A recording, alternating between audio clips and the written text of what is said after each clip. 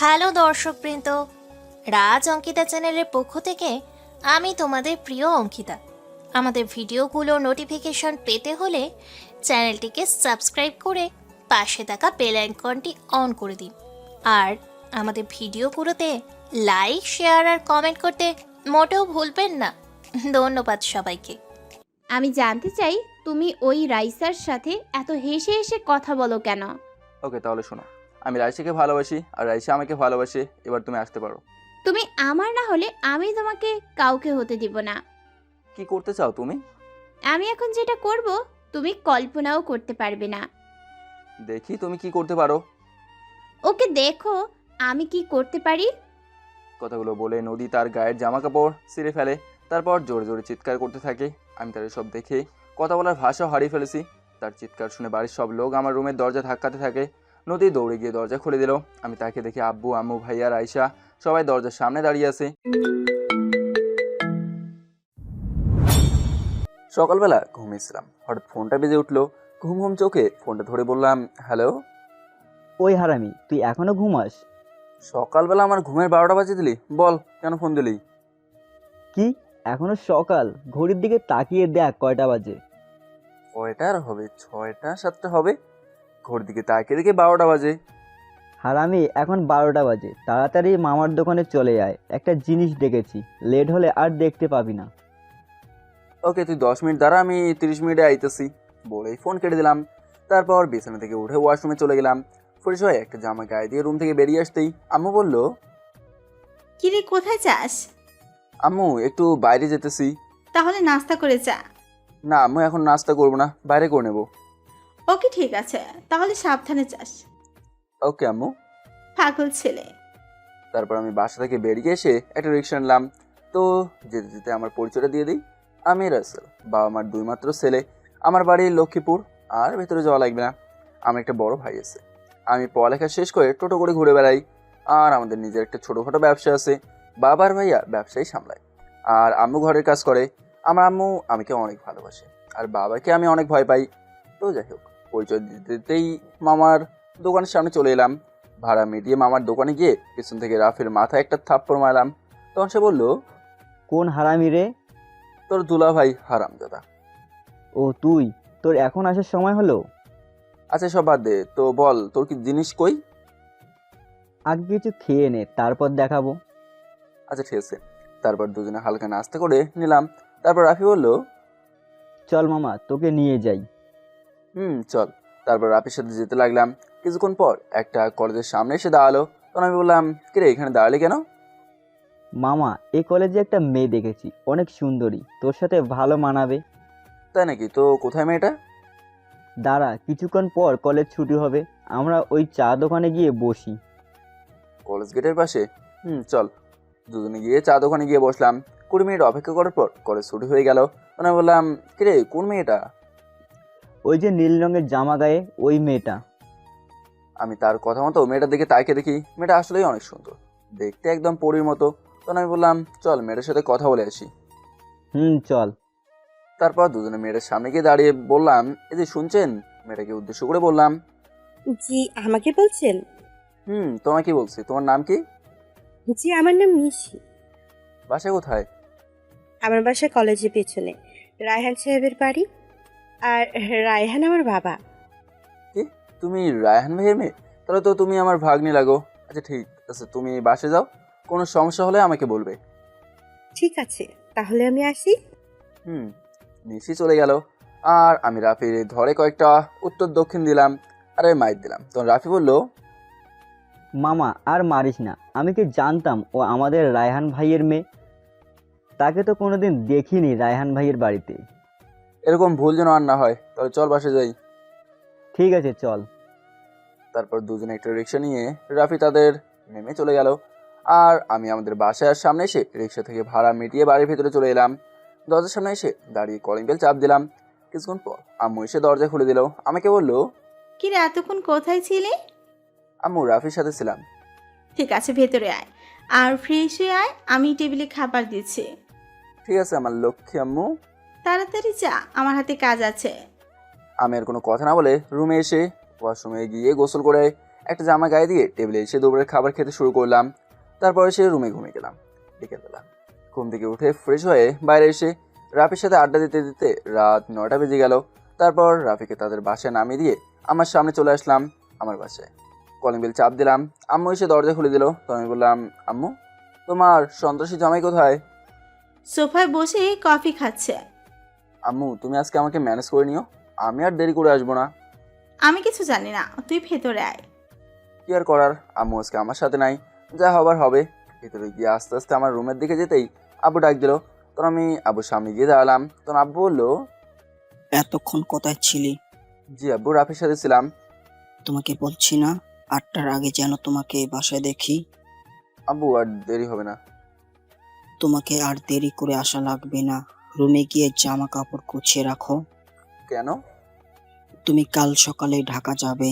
আমার এক বন্ধু অসুস্থ, ডাক্তার বলেছে তাকে রেস্ট নিতে। এখন তার অফিস দেখাশোনা করছে তার একমাত্র মেয়ে, কিন্তু তার মেয়ে একা অফিস সামলাতে পারছে না। তাই আমাকে বলল ভালো কোনো ছেলে পেলে তাকে বলতে। তাই আমি ঠিক করলাম তুমি তার মেয়ের সাথে অফিস দেখাশোনা করবে। কিন্তু আমি আর কোনো কথা শুনতে চাই না, আমি যেটা বললাম এটাই ফাইনাল। রুমে গিয়ে সব কিছু গুছিয়ে খাবার খেতে আসো। আমি আর কিছু না বলে রুমে চলে এলাম।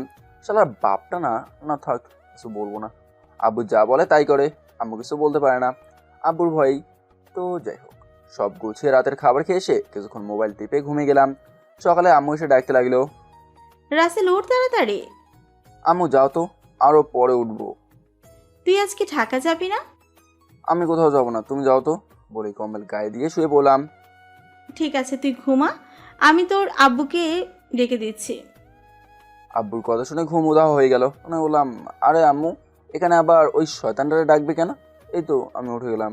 বিছানা থেকে উঠেই বললাম, এতক্ষণ আমি ডাকলাম উঠলি না, বাবার কথা বলতে উঠতে গেলি। আম্মু তুমি তো জানো তোমার ওই বজ্জাত স্বামীরা আমি কত ভয় পাই। তুই যদি ভয় পাস তাহলে ডাকার সাথে উঠলি না কেন?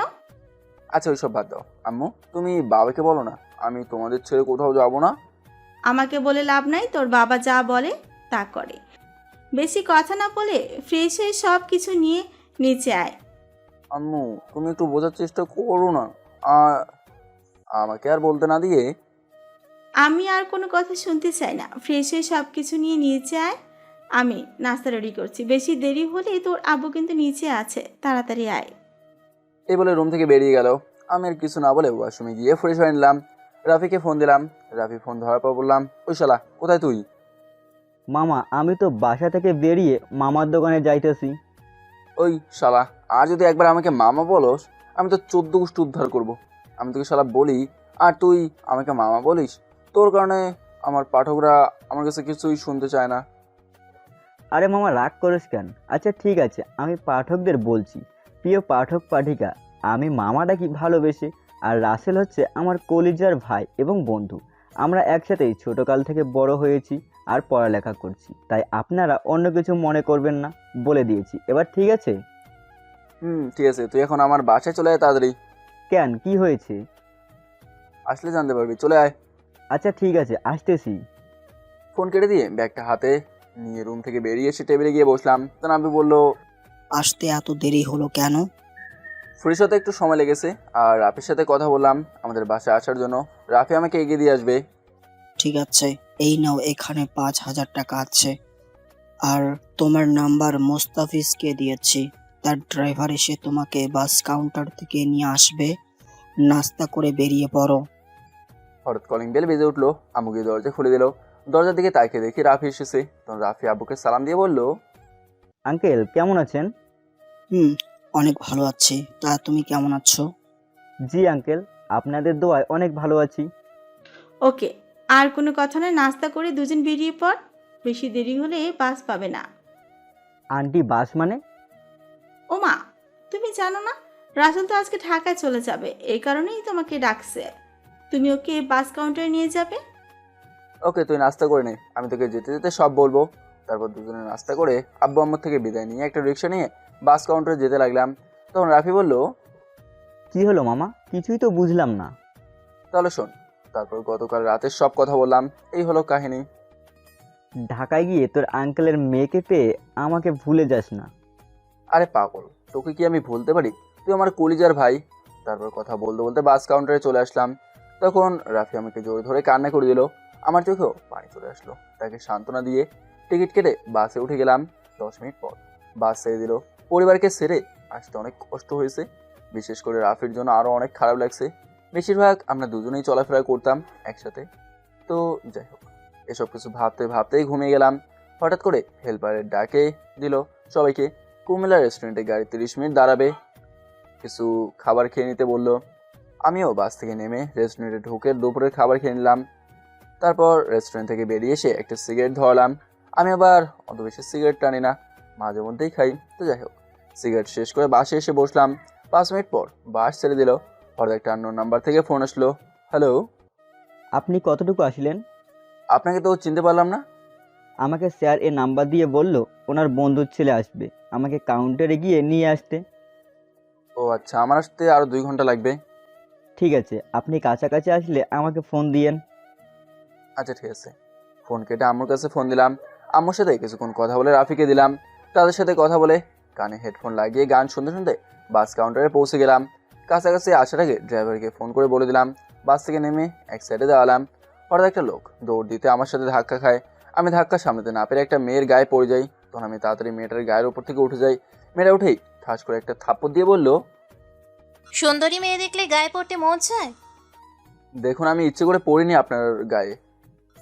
আমি ভালো করে জানি তোদের মতো ছেলেদের আমার ভালো করে জানা আছে। আমি বলছি তো ইচ্ছে করে পড়ে নাই। তারপর আর বলতে না দিয়ে, চুপ, আর একটাও কথা বলবি না। আর যদি বলেছো, আমার থেকে খারাপ আর কেউ হবে না। এতক্ষণ সবাই আমাদের কাহিনী দেখলো, অনেকে অনেক কথা বললো। কিছুক্ষণ পর ড্রাইভার গাড়ি নিয়ে আসলো। তারপর আমি গাড়িতে উঠে বসলাম। 20 মিনিট পর একটা বড় বাড়ির সামনে এসে গাড়ি থামালো। গাড়ি থেকে নেমে ভিতরে ঢুকে দরজার সামনে এসে কলিং বেল চাপ দিলাম। হঠাৎ একটা মেয়ে এসে দরজা খুলে দিল। তখন আমি তাকে দেখেই অবাক হয়ে গেলাম। এ আর কেউ নয়, এ হচ্ছে কাউন্টারে যার সাথে ধাক্কা খেলাম সেই মেয়েটা। তখন আমাকে বললো, তুই আমার পিছন পিছন আমার বাসায় চলে আসলি? জি না, আমি আমার আব্বুর বন্ধুর বাসায় আসলাম। কি? তুই আমাকে বোকা পাইছিস? তুই বললি, আমি বিশ্বাস করে নিলাম। আপনি বিশ্বাস করেন আর না করেন আমার কিছুই যায় আসে না।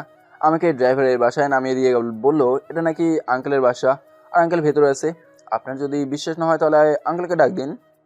আচ্ছা ঠিক আছে, তুই বাহিরে দাঁড়া, আমি আব্বুকে ডেকে আনছি। তাহলে এটা আঙ্কেলের মেয়ে বলেই চলে গেল ভিতরে। ও আপনাদের একটা কথা বলতে ভুলেই গেছি, আমার বড় ভাই তার একটা বন্ধুর বিয়েতে গেছে, এই কারণে তার কথা বলতে মনে নাই। তো যাই হোক, কিছুক্ষণ পর আঙ্কেল আর তার মেয়ে আসলো। আমি সালাম দিয়ে বললাম, কেমন আছেন আঙ্কেল? এই তো ভালো। তুমি আমজাদ এর ছেলে না? জি আঙ্কেল। তা বাইরে কেন, ভেতরে এসো। আমি তো আসতে চাইছিলাম, কিন্তু আপনার মেয়েই আমাকে ঢুকতে দেয় নাই। রায়সা, রাসেল যা বলল তার কি সত্যি? সরি আব্বু, আমি বুঝতে পারি নাই ও যে তোমার বন্ধুর ছেলে। এরকম ভুল যেন আর না হয়। আর যা তোর পাশের রুমে ওকে নিয়ে যা, আজ থেকে রাসেল এখানে থাকবে। ঠিক আছে আব্বু। রাসেল রায়সার সাথে যাও, রুমে গিয়ে ফ্রেশ হয়ে এসো, সবাই একসাথে খাবার খাবো। ঠিক আছে আঙ্কেল। তারপর রাইসা আমাকে তার পাশের রুমে নিয়ে গেল। তারপর বলল, এটা আপনার রুম, এখন আপনি যান। আর একটা কথা, যদি কোনোদিন আমার নামে আব্বুর কাছে বিচার দিস, তখন দেখবি এই রায়সা কি করে। ঠিক আছে, কোনোদিনও আপনার নামে বিচার দেবো না। কথাটা যেন মনে থাকে। বলেই চলে গেল রুম থেকে। আরে রাইসা, তুমি আমাকে চেনো নাই, আমি কি করি কয়দিন পর দেখবা। তারপর ব্যাগ খাটে রেখে ওয়াশরুমে চলে গেলাম। ফ্রেশ হয়ে একটা জামা গায়ে দিয়ে বাইরে এসে খাবার টেবিলে গিয়ে বসলাম। তখন আঙ্কেল বলল, তা তোমার আব্বু আম্মু কেমন আছেন? জি আঙ্কেল, সবাই অনেক ভালো আছে। ছোটোকালে তোমার আব্বু আর আমি একসাথে চলাফেরা করতাম, একসাথে পড়ালেখা করেছি। তোমার আব্বু ছিল আমার বেস্ট ফ্রেন্ড। কলেজে ওঠার পর একটা মেয়ের সাথে প্রেম করি। আব্বু আম্মুকে বললাম তাকে আমি বিয়ে করব, কিন্তু আব্বু আম্মু কোনো মতে রাজি না। তারপর দুজন পালিয়ে থাকা চলে এলাম, ঢাকায় এসে বিয়ে করে ফেললাম তাকে। তারপর দুজনে সুন্দরভাবে সংসার করতে লাগলাম। আমি একটা ব্যবসা ধরলাম, আস্তে ধীরে আমার ব্যবসা অনেক বড় হয়ে গেল। আঙ্কেল, আন্টিকে তো দেখলাম না। তোমার আন্টি রায়সাকে জন্ম দিয়ে আমাদের ছেড়ে চলে গেছে। তারপর রায়সার সুখের কথা চিন্তা করে আর দ্বিতীয় বিয়ে করিনি। রায়সাকে নিয়ে আমার সব পড়ালেখা শেষ করে এখন আমার অফিস দেখাশোনা করছে। আমার মেয়ের মনটা অনেক ভালো। মাঝে মাঝে জেদ উঠলে কী করে নিজেই জানে না। অনেক কথা হয়েছে, খাবার খেয়ে রেস্ট নাও। তুমি অনেক জার্নি করে আসলে। আর রাইসা ম্যাম কোথায়? তুমি তাকে রায়সা বলেই ডাকবে। তুমি খাওয়ার শেষে কিছুক্ষণ পরে চলে আসবে। আমি খাবার খেতে লাগলাম। কিছুক্ষণ পর দেখি রাইসা সিঁড়ি দিয়ে নামতেছে। তাকে দেখতে অনেক সুন্দর লাগছে। এসে আমার সামনের চেয়ারে বসলো। তোর আঙ্কেল বললো, কি রে, তোর এত দেরি হলো কেন আসতে? ফ্রেশ হতে একটু সময় লেগেছে। আমি কোনো কথা না বলে খেতে লাগলাম। রাইসা আমার দিকে রাগে চোখে তাকালো। আমি খাবার খেয়ে আমার রুমে চলে আসলাম। রুমে এসে আম্মুকে ফোন দিলাম। আম্মু কেমন আছো? এই তো বাবা, ভালো আছি। তুই কেমন আছিস? আম্মু আমি ভালো আছি। আর আব্বু কেমন আছে? ভাইয়া বাসায় এসছে? তোর আব্বু ভালো আছে। আর তোর ভাইয়া ফোন দিয়ে বললো কালকে আসবে। তোর কথা জিজ্ঞেস করেছিল, তারপর আমি সব বললাম। তা তুই এখন কি করিস? খাবার খেয়ে রুমে এসে তোমাকে ফোন দিলাম। তারপর আরও কিছুক্ষণ কথা বলে রেখে দিলাম। রাফিকেও ফোন দিয়ে কিছুক্ষণ কথা বললাম। তারপর ঘুমিয়ে গেলাম। বিকেলে রাইসার ডাকে ঘুমিয়ে গেল। তখন আমি বললাম, কেন ডাকলেন কেন? আবু তোকে নিচে যেতে বলেছে। ঠিক আছে, আপনি যান, আমি ফ্রেশ হয়ে আসছি। তাড়াতাড়ি আয়। বলেই চলে গেল রুম থেকে। আমি শোয়া থেকে উঠে ফ্রেশ হয়ে বাইরে এসে দেখি আঙ্কেল সোফায় বসে কফি খাচ্ছে। আমাকে দেখে বলল, আরে রাসেল যে, ঘুম কেমন হলো? আসো এখানে বসো। তার পাশে সোফা দেখিয়ে দিল। আমি সোফায় বসে বললাম, জি আঙ্কেল, অনেক ভালো। রহিমা, এখানে এক কাপ কফি দিয়ে যাও। আর তোমাকে যে জন্য ডেকেছিলাম। জি আঙ্কেল বলেন। এর মধ্যেই কাজের মেয়ে কফি দিয়ে গেল। কাল সকালে তুমি রায়সার সাথে অফিসে যাবে। আমি রায়সাকে সব বলে দিয়েছি, সে তোমাকে সব বুঝিয়ে দেবে। দুজনে একসাথে অফিস যাবে, নিজের অফিস মনে করে কাজ করবে। জি আঙ্কেল, আমার জন্য দোয়া করবেন, আমি যেন আমার সবটুকু দিয়ে কাজ করতে পারি। আমার দোয়া সবসময় তোমার সাথে থাকবে। আমি জানি তুমি অনেক মেধাবী ছেলে, তোমার কথাবার্তা অনেক ভালো। আমি জানি তুমি তাড়াতাড়ি সব কিছু বুঝে যাবে। তো যাই হোক, খাবার খেয়ে ঘুমিয়ে পড়ো, সকালে তাড়াতাড়ি উঠতে হবে। জি আঙ্কেল। তারপর দুজনে গিয়ে খাবার টেবিলে চেয়ার টেনে বসলাম।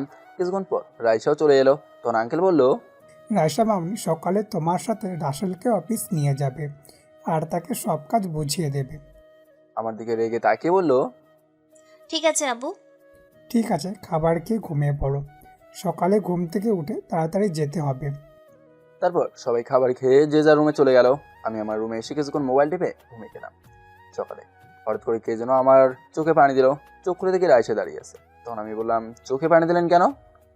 তোকে সেই কখন থেকে ডাকতেছি, তোর ওটার নামই নাই, তাই বাধ্য হয়ে তোর চোখে পানি দিলাম। তাই বলে চোখে পানি দিবেন?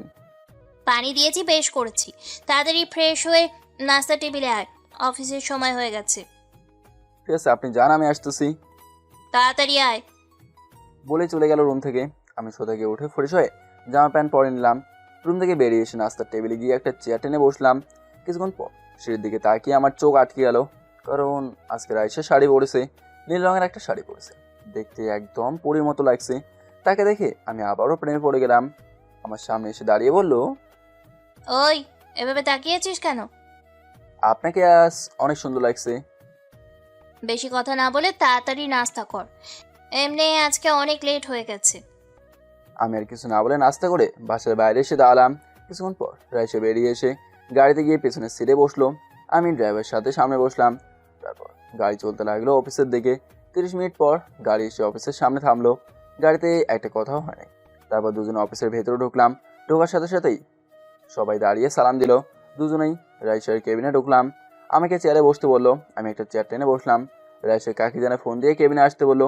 কিছুক্ষণ পর একটা লোক অনুমতি নিয়ে ভেতরে ঢুকলো। তখন লোকটি বলল, ম্যাম, আমাকে ডেকেছেন? আঙ্কেল, আপনাকে কতবার বলবো আমাকে ম্যাম বলে ডাকবেন না। চেয়ারে বসুন। এটা কিভাবে হয় ম্যাম? আমি একজন কর্মচারী হয়ে আপনার নাম ধরে ডাকবো? আপনি আমার বাবার মতো, বাবা হয়ে মেয়েকে ম্যাম বলবেন? আমি আর যেন তোমার মুখে ম্যাম না শুনি, আমাকে আমার নাম ধরে ডাকবে। আচ্ছা ঠিক আছে মা, আর বলবো না। তো বলো, আমাকে কেন ডাকলে? ওর নাম রাসেল, আজ থেকে ও আমাদের অফিসে কাজ করবে। তোমাকে আমি গতকাল রাতে ওর কথা বলেছিলাম, তুমি ওকে ওর কেবিন দেখিয়ে দাও আর ওর কাজগুলো বুঝিয়ে দাও। ওকে মা, আমি তাকে সব বুঝিয়ে দিচ্ছি। আপনি আমার সাথে চলুন। জি চলুন। আপনি আঙ্কেলের সাথে যান, আপনাকে সব বুঝিয়ে দেবে। আর কোনো সমস্যা হলে আমার কাছে আসবেন। তারপর আমি আর লোকটি রাইসের কেবিন থেকে বেরিয়ে আসলাম। তারপর আমি লোকটিকে বললাম, আচ্ছা আমি তো আপনাকে চিনতে পারলাম না। জি, আমি এই অফিসের ম্যানেজার। আমার নাম ইকবাল হোসেন। আমি এই অফিসে আজ থেকে 10 বছর কাজ করি। আর আপনাকে তো চিনতে পারলাম না। প্রথমত আমাকে নাম ধরে রাখবেন। আর আমি এই অফিসের বসের বন্ধুর ছেলে, বাড়ি লক্ষ্মীপুর। আমি কালকেই আসলাম, আঙ্কেলের বাসায় থাকবো। আমার বাবা আর ভাই আমাদের একটা ব্যবসা আছে, ওইটাই সামলায়। আর আম্মু ঘরের কাজেই ব্যস্ত থাকে। তোমাদের ব্যবসা থাকতে তুমি এই অফিসে কেন এলে? আঙ্কেল নাকি অসুস্থ, তার মেয়ে একা অফিস সামলাতে কষ্ট হয়। এই কারণেই আব্বু আমাকে এখানে পাঠায়। আঙ্কেলের মেয়ের সাথে যেন অফিসটা দেখাশোনা করি। কথা বলতে বলতে একটা কেবিনের সামনে এসে দাঁড়াই, তখন ম্যানেজার বলল, এটা তোমার কেবিন, আর এখানে কিছু ফাইল রাখা আছে। এইগুলো কাজ করো। সমস্যা হলে রাইসা মামুনির কাছে গিয়ে ঠিক করে নিও। ঠিক আছে আঙ্কেল। ম্যানেজার চলে গেল। আমি বসে বসে ফাইলগুলো কাজ করতে লাগলাম। আমি বুঝি না, এমন কোনো কথা না। আমি আমাদের অফিসে মাঝে মাঝে গিয়ে কাজ করতাম। তো যাই হোক, আমি কাজ করতে লাগলাম। আর পাশে একটা লোক বলল, হ্যাঁ, আমি আরিফ। আমি রাসেল। তুমি কি নতুন? তোমার বাড়ি কোথায়? জি আমি নতুন, আর আমার বাড়ি লক্ষ্মীপুর। আপনার বাড়ি কোথায়? আমার বাড়ি দিনাজপুর। আমাকে আপনি না তুমি করে বলবা। ঠিক আছে, তুমি করে বলবো। তুমিও আমাকে তুমি করে বলবা। আচ্ছা ঠিক আছে, বলবো। তারপর আরও কিছুক্ষণ কথা বলার পর কাজ করতে লাগলাম। কাজ করতে করতে হঠাৎ একটা ফাইল আটকে গেলাম। একবার মনে করতেছি আরিফের কাছে যাব, তারপর আবার মনে করলাম কি জানি কিভাবে। তাই আর কিছু না ভেবে ফাইলটা নিয়ে রাইসের কেবিনের সামনে গিয়ে দাঁড়ালাম। দরজায় দাঁড়িয়ে বললাম, আসতে পারি ম্যাম? আরে রাসেল, তুমি আসো। জি ম্যাম। আরে তুমি আমাকে ম্যাম বলো কেন? আমাকে তুমি নাম ধরে ডাকবে। চেয়ারে বসো। কি ব্যাপার, হঠাৎ এভাবে কথা বলে কেন? না ম্যাম, এটা কি করে হয়? আমি একজন কর্মচারী হয়ে নাম ধরে রাখতে পারবো না। ওই, তুমি কি আমাদের বাহিরের কেউ? তুমি হলে বাবার বন্ধুর ছেলে। যদি অফিসের কেউ জানে তুমি আমার বাবার বন্ধুর ছেলে হয়ে আমাকে ম্যাম ডাকছো, তখন আমাদের কাছে কেমন লাগবে? তুমি এখন থেকে আমাকে নাম ধরে ডাকবে, বাস। ঠিক আছে ম্যাম। না না রাইসা। এই তো গুড। আর একটা কথা, গতকালের জন্য আমি সরি। আমার এক বান্ধবীর সাথে ঝগড়া করে আসছিলাম, মাথা পুরাই গরম ছিল, তাই রেগে তোমাকে থাপ্পড় মারলাম। প্লিজ তুমি আমাকে মাফ করে দিও। আর আমি কিছু মনে করি নাই। হ্যাঁ তোমার উপর রাখছিল, কিন্তু এখন আমি তোমাকে মাফ করে দিছি। আচ্ছা ঠিক আছে, লাঞ্চের টাইম হয়ে গেছে, চলো দুজনে ক্যান্টিনে গিয়ে খাবার খেয়ে আসি। ঠিক আছে চলো। তারপর দুজনে ক্যান্টিনে চলে গেলাম। একটা টেবিলে গিয়ে দুজনে বসলাম। তারপর রাইসা অর্ডার দিল। কিছুক্ষণ পর খাবার দিয়ে গেল। দুজনে খেতে লাগলাম। রাইসা বলল, আচ্ছা রাসেল, তুমি কি কখনো প্রেম করেছো? আমার দ্বারা এসব প্রেম ভালোবাসা হবে না। কেন হবে না? আমি দেখতে অতটাও ভালো না। দেখতে কালো একদম, এমন ছেলের সাথে কেউ প্রেম করবে? কে বলেছে তুমি দেখতে ভালো না? তুমি দেখতে অনেক সুন্দর, যে কোনো মেয়ে তোমাকে দেখলে পাগল হয়ে যাবে। যদি পাগল হতো তাহলে এখন আমি সিঙ্গেল থাকতাম না। আশেপাশে দেখলে পেতেও পারো। কই আশেপাশে তো কাউকে দেখলাম না। আরে গাধা, আমাকে কি চোখে পড়ে না? বিড়বিড় করে কি বলছো? না কিছু না, খাবার খাও। খাবার খেয়ে আমি বিল দিতে গেলাম। রাইসা জোর করে দিয়ে দেয়। দুজনে অফিসে এসে আমি আমার কেবিনে চলে আসলাম, কাজ করতে লাগলাম। তখন আরিফ বলল, কি ব্যাপার রাসেল, তোমার সাথে ম্যাম এত হেসে কথা বলে কেন? কিছু চলছে নাকি? আরে ভাই প্রথম দিন তো, তাই কাজগুলো বুঝিয়ে দেই। আর গতকাল তার বান্ধবীর সাথে ঝগড়া হয়েছে, তাই কি হয়েছে আমাকে বলছে, ওইটা নিয়ে হাসাহাসি করছিলাম। মিথ্যা বললাম। সত্যি কথা বললে বলবে, প্রথম দিন এই ম্যামের সাথে এত হাসাহাসি করে কথা বলি কেন? ও আচ্ছা, তাই বলো। আমি তো মনে করেছিলাম না থাক। প্রথম দিন কেমন লাগছে? জি অনেক ভালো লাগছে। আচ্ছা ঠিক আছে, কাজ করেন, পরে কথা হবে। তারপর কাজ করতে লাগলাম। কাজ করতে করতে অফিসের টাইম শেষ হয়ে গেছে, সবাই বের হয়ে গেছে। কিছুক্ষণ পর রাইসা বের হলো কেবিন থেকে। আমাকে দেখে বলল, কি ব্যাপার, তুমি এখনো বসে আছো যে? তোমার জন্য অপেক্ষা করছিলাম। ও আচ্ছা, তাহলে চলো।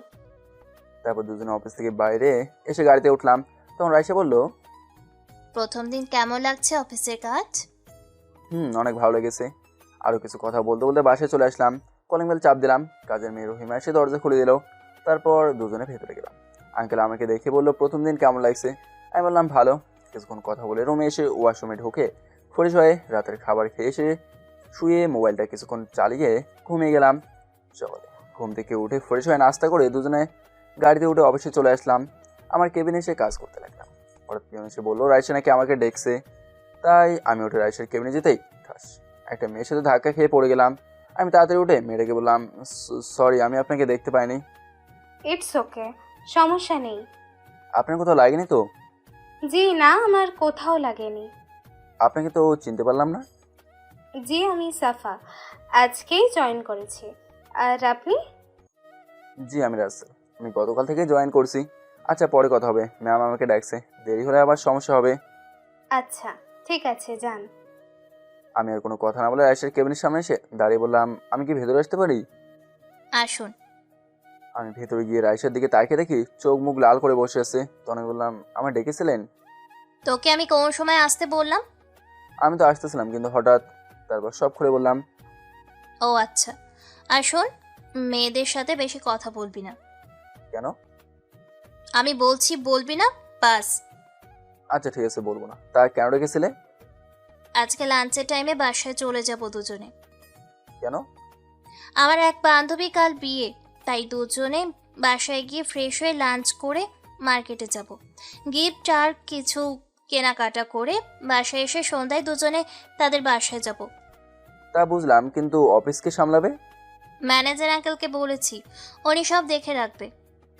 আচ্ছা ঠিক আছে, আমার হাতে কিছু কাজ আছে, ওগুলো শেষ করতে হবে। আমি এখন যাই। আচ্ছা ঠিক আছে, যাও। আমি আর কোনো কথা না বলে রাইসের কেবিন থেকে বেরিয়ে এসে আমার কেবিনে এসে কাজ করতে লাগলাম। কাজ করতে করতে দুপুর হয়ে গেল। কিছুক্ষণ পর রাইসে বেরিয়ে আসলো। তারপর দুজনে বাইরে এসে গাড়িতে উঠলাম। 20 মিনিট পর বাসায় চলে আসলাম। তারপর রুমে এসে ফ্রেশ হয়ে দুপুরের খাবার খেয়ে রুমে এসে রেডি হয়ে দুজনে মার্কেটে চলে গেলাম। প্রথমে একটা গিফট নিল, তারপর রাইসের জন্য কিছু জামা নিল। কিছুক্ষণ পর দেখি রাইসের ছেলেদের দোকানে গেল। তখন বললাম কি ব্যাপার, ছেলেদের দোকানে আসলে কেন? একজনের জন্য একটা শার্ট আর প্যান্ট নিব, দেখি তোমার মাপে হয় কিনা। আমার মাফে কেন? ও দেখতে তোমার মতো। রাইসের মুখেও কথা শুনে আমার অনেক খারাপ লাগলো। ও ঠিক আছে নাও। তারপর একটা শার্ট আর একটা প্যান্ট নিল আমাকে আমার মাফে। মার্কেট থেকে বেরিয়ে এসে একটা রেস্টুরেন্টে ঢুকে কিছু খেয়ে বাসে চলে আসলাম। হঠাৎ এসে আমার হাতে ব্যাগটা দিয়ে যেটা বললো, আমি তো অবাক হয়ে গেলাম। এটা নাও তোমার জন্য, ভিতরে একটা হলুদ পাঞ্জাবি আছে, ওইটা পরে সন্ধ্যায় আমার সাথে যাবে। তুমি না বললে অন্য কারোর জন্য কিনছো, তখন আমাকে দিলে কেন? এগুলো আমি তোমার জন্য কিনেছি, তোমার জন্য বললে তুমি কিনতে দিতে না, তাই তোমার কথা বলেছি। আমি এগুলো নিতে পারবো না। কেন? আমি কারো দেওয়া জিনিস নেই না। আমি বলছি নিতে, আমি আর কোনো কথা শুনতে চাই না। যাও ফ্রেশ হয়ে রেডি হয়ে নাও। আমি রেডি হতে গেলাম। কিন্তু আর কিছু বলতে পারলাম না। তার আগে আমার দিকে চোখ রাঙিয়ে তাকালো। আমি আর কোনো কথা না বলে রুমে এসে ওয়াশরুমে ঢুকে ফ্রেশ হয়ে পাঞ্জাবি পরে রেডি হয়ে রুম থেকে বেরিয়ে আসলাম। কিছুক্ষণ পর সের দিকে তাকিয়ে আমি অবাক হয়ে গেলাম, কারণ রাইসা একটা হলুদ শাড়ি পরেছে, আমার সাথে ম্যাচ করে। তাকে দেখতে একদম পরীর মতো লাগছে। আমি এক ধ্যানে তাকিয়ে রইলাম রাইসার দেখে। কখন যে আমার সামনে চলে আসছে আমি বলতেই পারলাম না। তখন আমাকে ধাক্কা দিয়ে বললো, এভাবে তাকিয়ে আছো কেন? একটা পরী দেখি। কোথায়? আমি তো কোনো পরী দেখি না। তুমি কি পরী থেকে কম নাকি? ও তাই? তোমাকেও অনেক সুন্দর লাগছে। আমাকে মোটেও সুন্দর লাগছে না। একবার নিজেকে আয়নায় দেখো, তোমাকে আজকে অনেক সুন্দর লাগছে। যে কোনো মেয়ে দেখলে পাগল হয়ে যাবে। মেয়ের দরকার নেই, তুমি বললেই চলবে। এ তুমি বিড়ি করে কি বলো? না কিছু না। আচ্ছা চলো, অনেক দেরি হয়ে যাচ্ছে। ঠিক আছে চলো। তারপর দুজনে বাইরে এসে গাড়ির সামনে দাঁড়ালাম। ড্রাইভারকে দেখতেছি না। বললাম কি হবে, ড্রাইভার আঙ্কেল কোথায়? ড্রাইভার আঙ্কেলকে বাসায় পাঠিয়ে দিয়েছি। কেন? তাহলে গাড়ি চালাবে কে? কেন? আমি চালাবো। আমি কি গাড়ি চালাতে পারি না? ও আচ্ছা, তাহলে চলো। তারপর আমি পিছনে বসতে গেলে রাইসা আমাকে বলে সামনে বসতে। তাই আর কোনো কথা না বলে গাড়ির সামনে উঠে বসলাম। রাইসা গাড়ি চালাতে লাগলো। কথা বলতে বলতে আমরা একটা বাসের সামনে চলে আসলাম। বাড়িটা অনেক সুন্দর করে সাজিয়েছে। রাইসা গাড়ির একটা জায়গায় পার্ক করে তারপর দুজনে গাড়ি থেকে নেমে বাসার ভিতরে ঢুকলাম। হঠাৎ কিছু মেয়ে এসে রাইসাকে জড়িয়ে ধরে বললো, কিরে তোর আসতে এত লেট হলো কেন?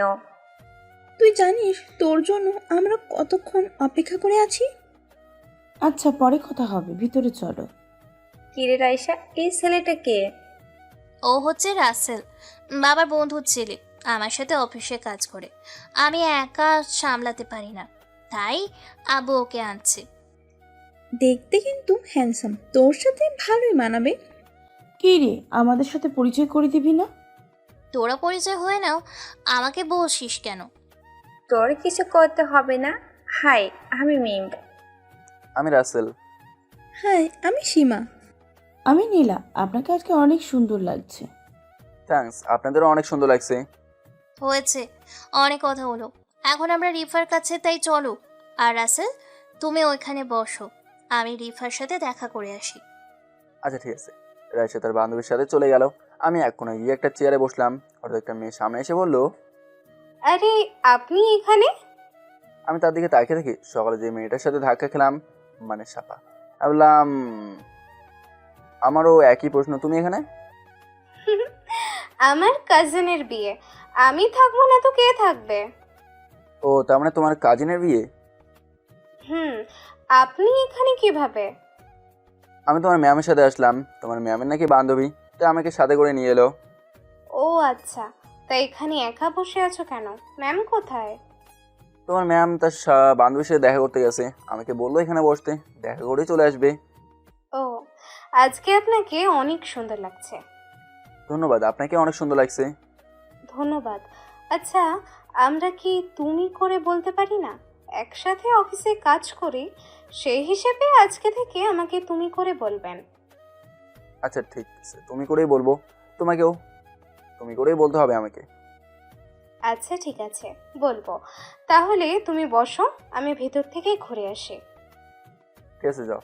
সাপা চলে গেল। হঠাৎ করে রাইসা এসে বললো, ওই মেয়েটাকে কিসের এত কথা বললে? আরে সকালে তোমাকে যে মেয়েটার কথা বললাম না, ওটা সেই মেয়েটা। তার নাকি কাজিনের বিয়ে। হঠাৎ আমাকে দেখে আমার কাছে এসে বললো আমি এখানে কেন, তারপর তাকে সব বললাম। ওই মেয়েটাকে আমার সুবিধা মনে হয় না, তার সাথে বেশি কথা বলবে না, ওর থেকে দূরে দূরে থাকবে। কেন? আমি বলছি তাই, আর একটা কথা বললে নাক ফাটিয়ে দিব, কথাটি যেন মনে থাকে। ঠিক আছে, বলবো না। চলো আমার সাথে, তোমাকে পরিচয় করে আনি রিপার সাথে। ঠিক আছে চলো। তারপর রাইসা আমাকে ভেতরে নিয়ে একটা রুমে ঢুকলো। ভেতরে গিয়ে দেখি সব মেয়ে, সব কটাই ময়দা সুন্দরী। রাইসা আমাকে রিপার সাথে পরিচয় করে দিল। কিছুক্ষণ কথা বলে বাইরে চলে এলাম। রাইসা তার বান্ধবীর সাথে রয়েছে। আমি বাইরে এসে একটা চেয়ারে বসলাম। কিছুক্ষণ পর মেয়েকে স্টেজে ওঠালো। তারপরে এক এক করে সবাই মেয়েকে মেহেন্দি লাগালো। হঠাৎ রাইসা আমার সামনে এসে বলল, রাসেল, চলো আমরা দুজনে মেহেদি লাগিয়ে আসি। আমি না উঠলে হয় না? তোমার জন্য আমি আমার বান্ধবীর সাথে উঠি নাই, তাড়াতাড়ি আমার সাথে চলো। আমার হাত ধরে টেনে নিয়ে গেল। তারপর দুজনে স্টেজে উঠে প্রথমে আমি মেহেদি লাগালাম, তারপর এক পিস কেক খাই দিলাম। পাশে অনেকেই আমাদের দিকে তাকিয়ে আছে। অনেকে বলছে আমাদের দুজনকে অনেক মানিয়েছে, আর অনেকজনে অনেক কথা বলছে। আমি সামনে থেকে দেখি সাফা আমাদেরকে এক ধ্যানে তাকিয়ে আছে। আমি তার থেকে চোখ সরে নিলাম। তারপর নাচ গান শুরু হলো। সব কিছু শেষ করে সবার থেকে বিদায় নিয়ে বাইরে এসে গাড়িতে উঠলাম। তখন রাইসা বলল, তোমার থেকে কেমন লাগছে অনুষ্ঠান? অনেক ভালো লেগেছে। কথা বলতে বলতে বাসায় চলে আসলাম। কলিং বেল চাপ দিলাম, কেউ দরজা খুললো না। রাইসা গাড়ি পার্কিং করে এসে থাকে আমি কলিং বেল চাপ দিতে লাগলাম। তখন সে আমাকে বললো, আরে কি করছো? আমাদের জন্য কি সবাই এখনো জেগে আছে? রাত বাজে 2টা। তাহলে ঢুকবো কেমন করে? আমার কাছে এক্সট্রা চাবি আছে। ও আচ্ছা, তাই বলো। তারপর দুজনে দরজা খুলে ভেতরে ঢুকে আমি আমার রুমে, আর রাইসা তার রুমে চলে গেল। আমি রুমে এসে ওয়াশরুমে ঢুকে ফ্রেশ হয়ে খাটে শুয়ে পড়লাম। সকালবেলা ওর দেখে আমার পুরো শরীর ভিজে আছে। সামনে তাকে দেখে রাইসা বালতি নিয়ে দাঁড়িয়ে আছে। বললাম, আমাকে ভেজালে কেন? তোকে সকাল থেকে ডাকতে ডাকতে তোর ওঠার কোনো নাম নাই, তাই বাধ্য হয়ে তোর গায়ে পানি দিলাম। এত সকাল সকাল আমার ঘুম ভাঙলা কেন? কি এখনো সকাল? দুপুর 12টা বাজে। বিয়েতে যাবি না? তোর জন্য আজকে অনেক লেট হয়ে গেল। তাড়াতাড়ি ফ্রেশ হয়ে রেডি হয়ে নিচে আয়। তুমি যাও, আমি আসছি। তাড়াতাড়ি আয়। আমি আর কোনো কথা না বলে ওয়াশরুমে ঢুকে গোসল করে এসে রাইসা যে শার্ট প্যান্ট দিয়েছে ওগুলো পরে রুমের বাইরে আসতেই রাইসা আমার সাথে ধাক্কা খেয়ে পড়ে যেতে লাগলো। আমি তাকে ধরে ফেলি। রাইসা চোখ বন্ধ করে ফেলেছে। তখন আমি তাকে দাঁড় করিয়ে ছেড়ে দিলাম। বললাম, তুমি আমার রুমের সামনে কি করো? তোমার দেরি দেখে তোমাকে ডাকতে আসলাম, কিন্তু আমি দরজার সামনে এসে রুমে ঢুকতেই তুমি রুম থেকে বেরিয়ে আসলে। তারপর কি হলো আপনারা তো জানেন। ও আচ্ছা ঠিক আছে, তাহলে চলো। চলো। আমি জানি তোমার মন কেন খারাপ হলো, কারণ আজকে রাইসের শাড়ি পরেছে, নীল রঙের শাড়ি, নীল চুড়ি, সব কিছু ম্যাচ করে পড়েছে। আমি বুঝি না রাইসা তার রঙের সাথে আমার জামা কাপড় কিনে কেন। তাহলে কি রাইসা, না না, আমি কি ভাবছি, এটা হতে পারে না, হয়তো মনে করে দিছে। তারপর বাসার বাইরে এসে গাড়ির সামনে দাঁড়িয়ে বললাম, আজকে আমি গাড়ি চালাবো। তুমি গাড়ি চালাতে পারো? অনেক আগে থেকেই। তুমি গাড়িতে ওঠো। হুম। আমি উঠেই গাড়িতে উঠি, গাড়ি চালাতে লাগলাম। তো আমি বললাম, রাইসা আজকে তোমাকে অনেক সুন্দর লাগছে। যাক, এতক্ষণে তোমার চোখ পড়লো আমার দিকে। কেন? তুমি আমাকে প্রথম দেখে কিছু বলো নাই, তাই মনে করছি তুমি আমাদিকে ঠিক মতো খেয়াল করোনি। ও আচ্ছা, আজকে কিন্তু সত্যি তোমাকে অনেক সুন্দর লাগছে। বিয়ে বাড়িতে যে ছেলে দেখবে সেই ছেলেই পাগল হয়ে যাবে। তুমি পাগল হলে চলবে, আমার অন্য ছেলে দরকার নেই। এই তুমি খালি বিড়বিড় করে কি বলো?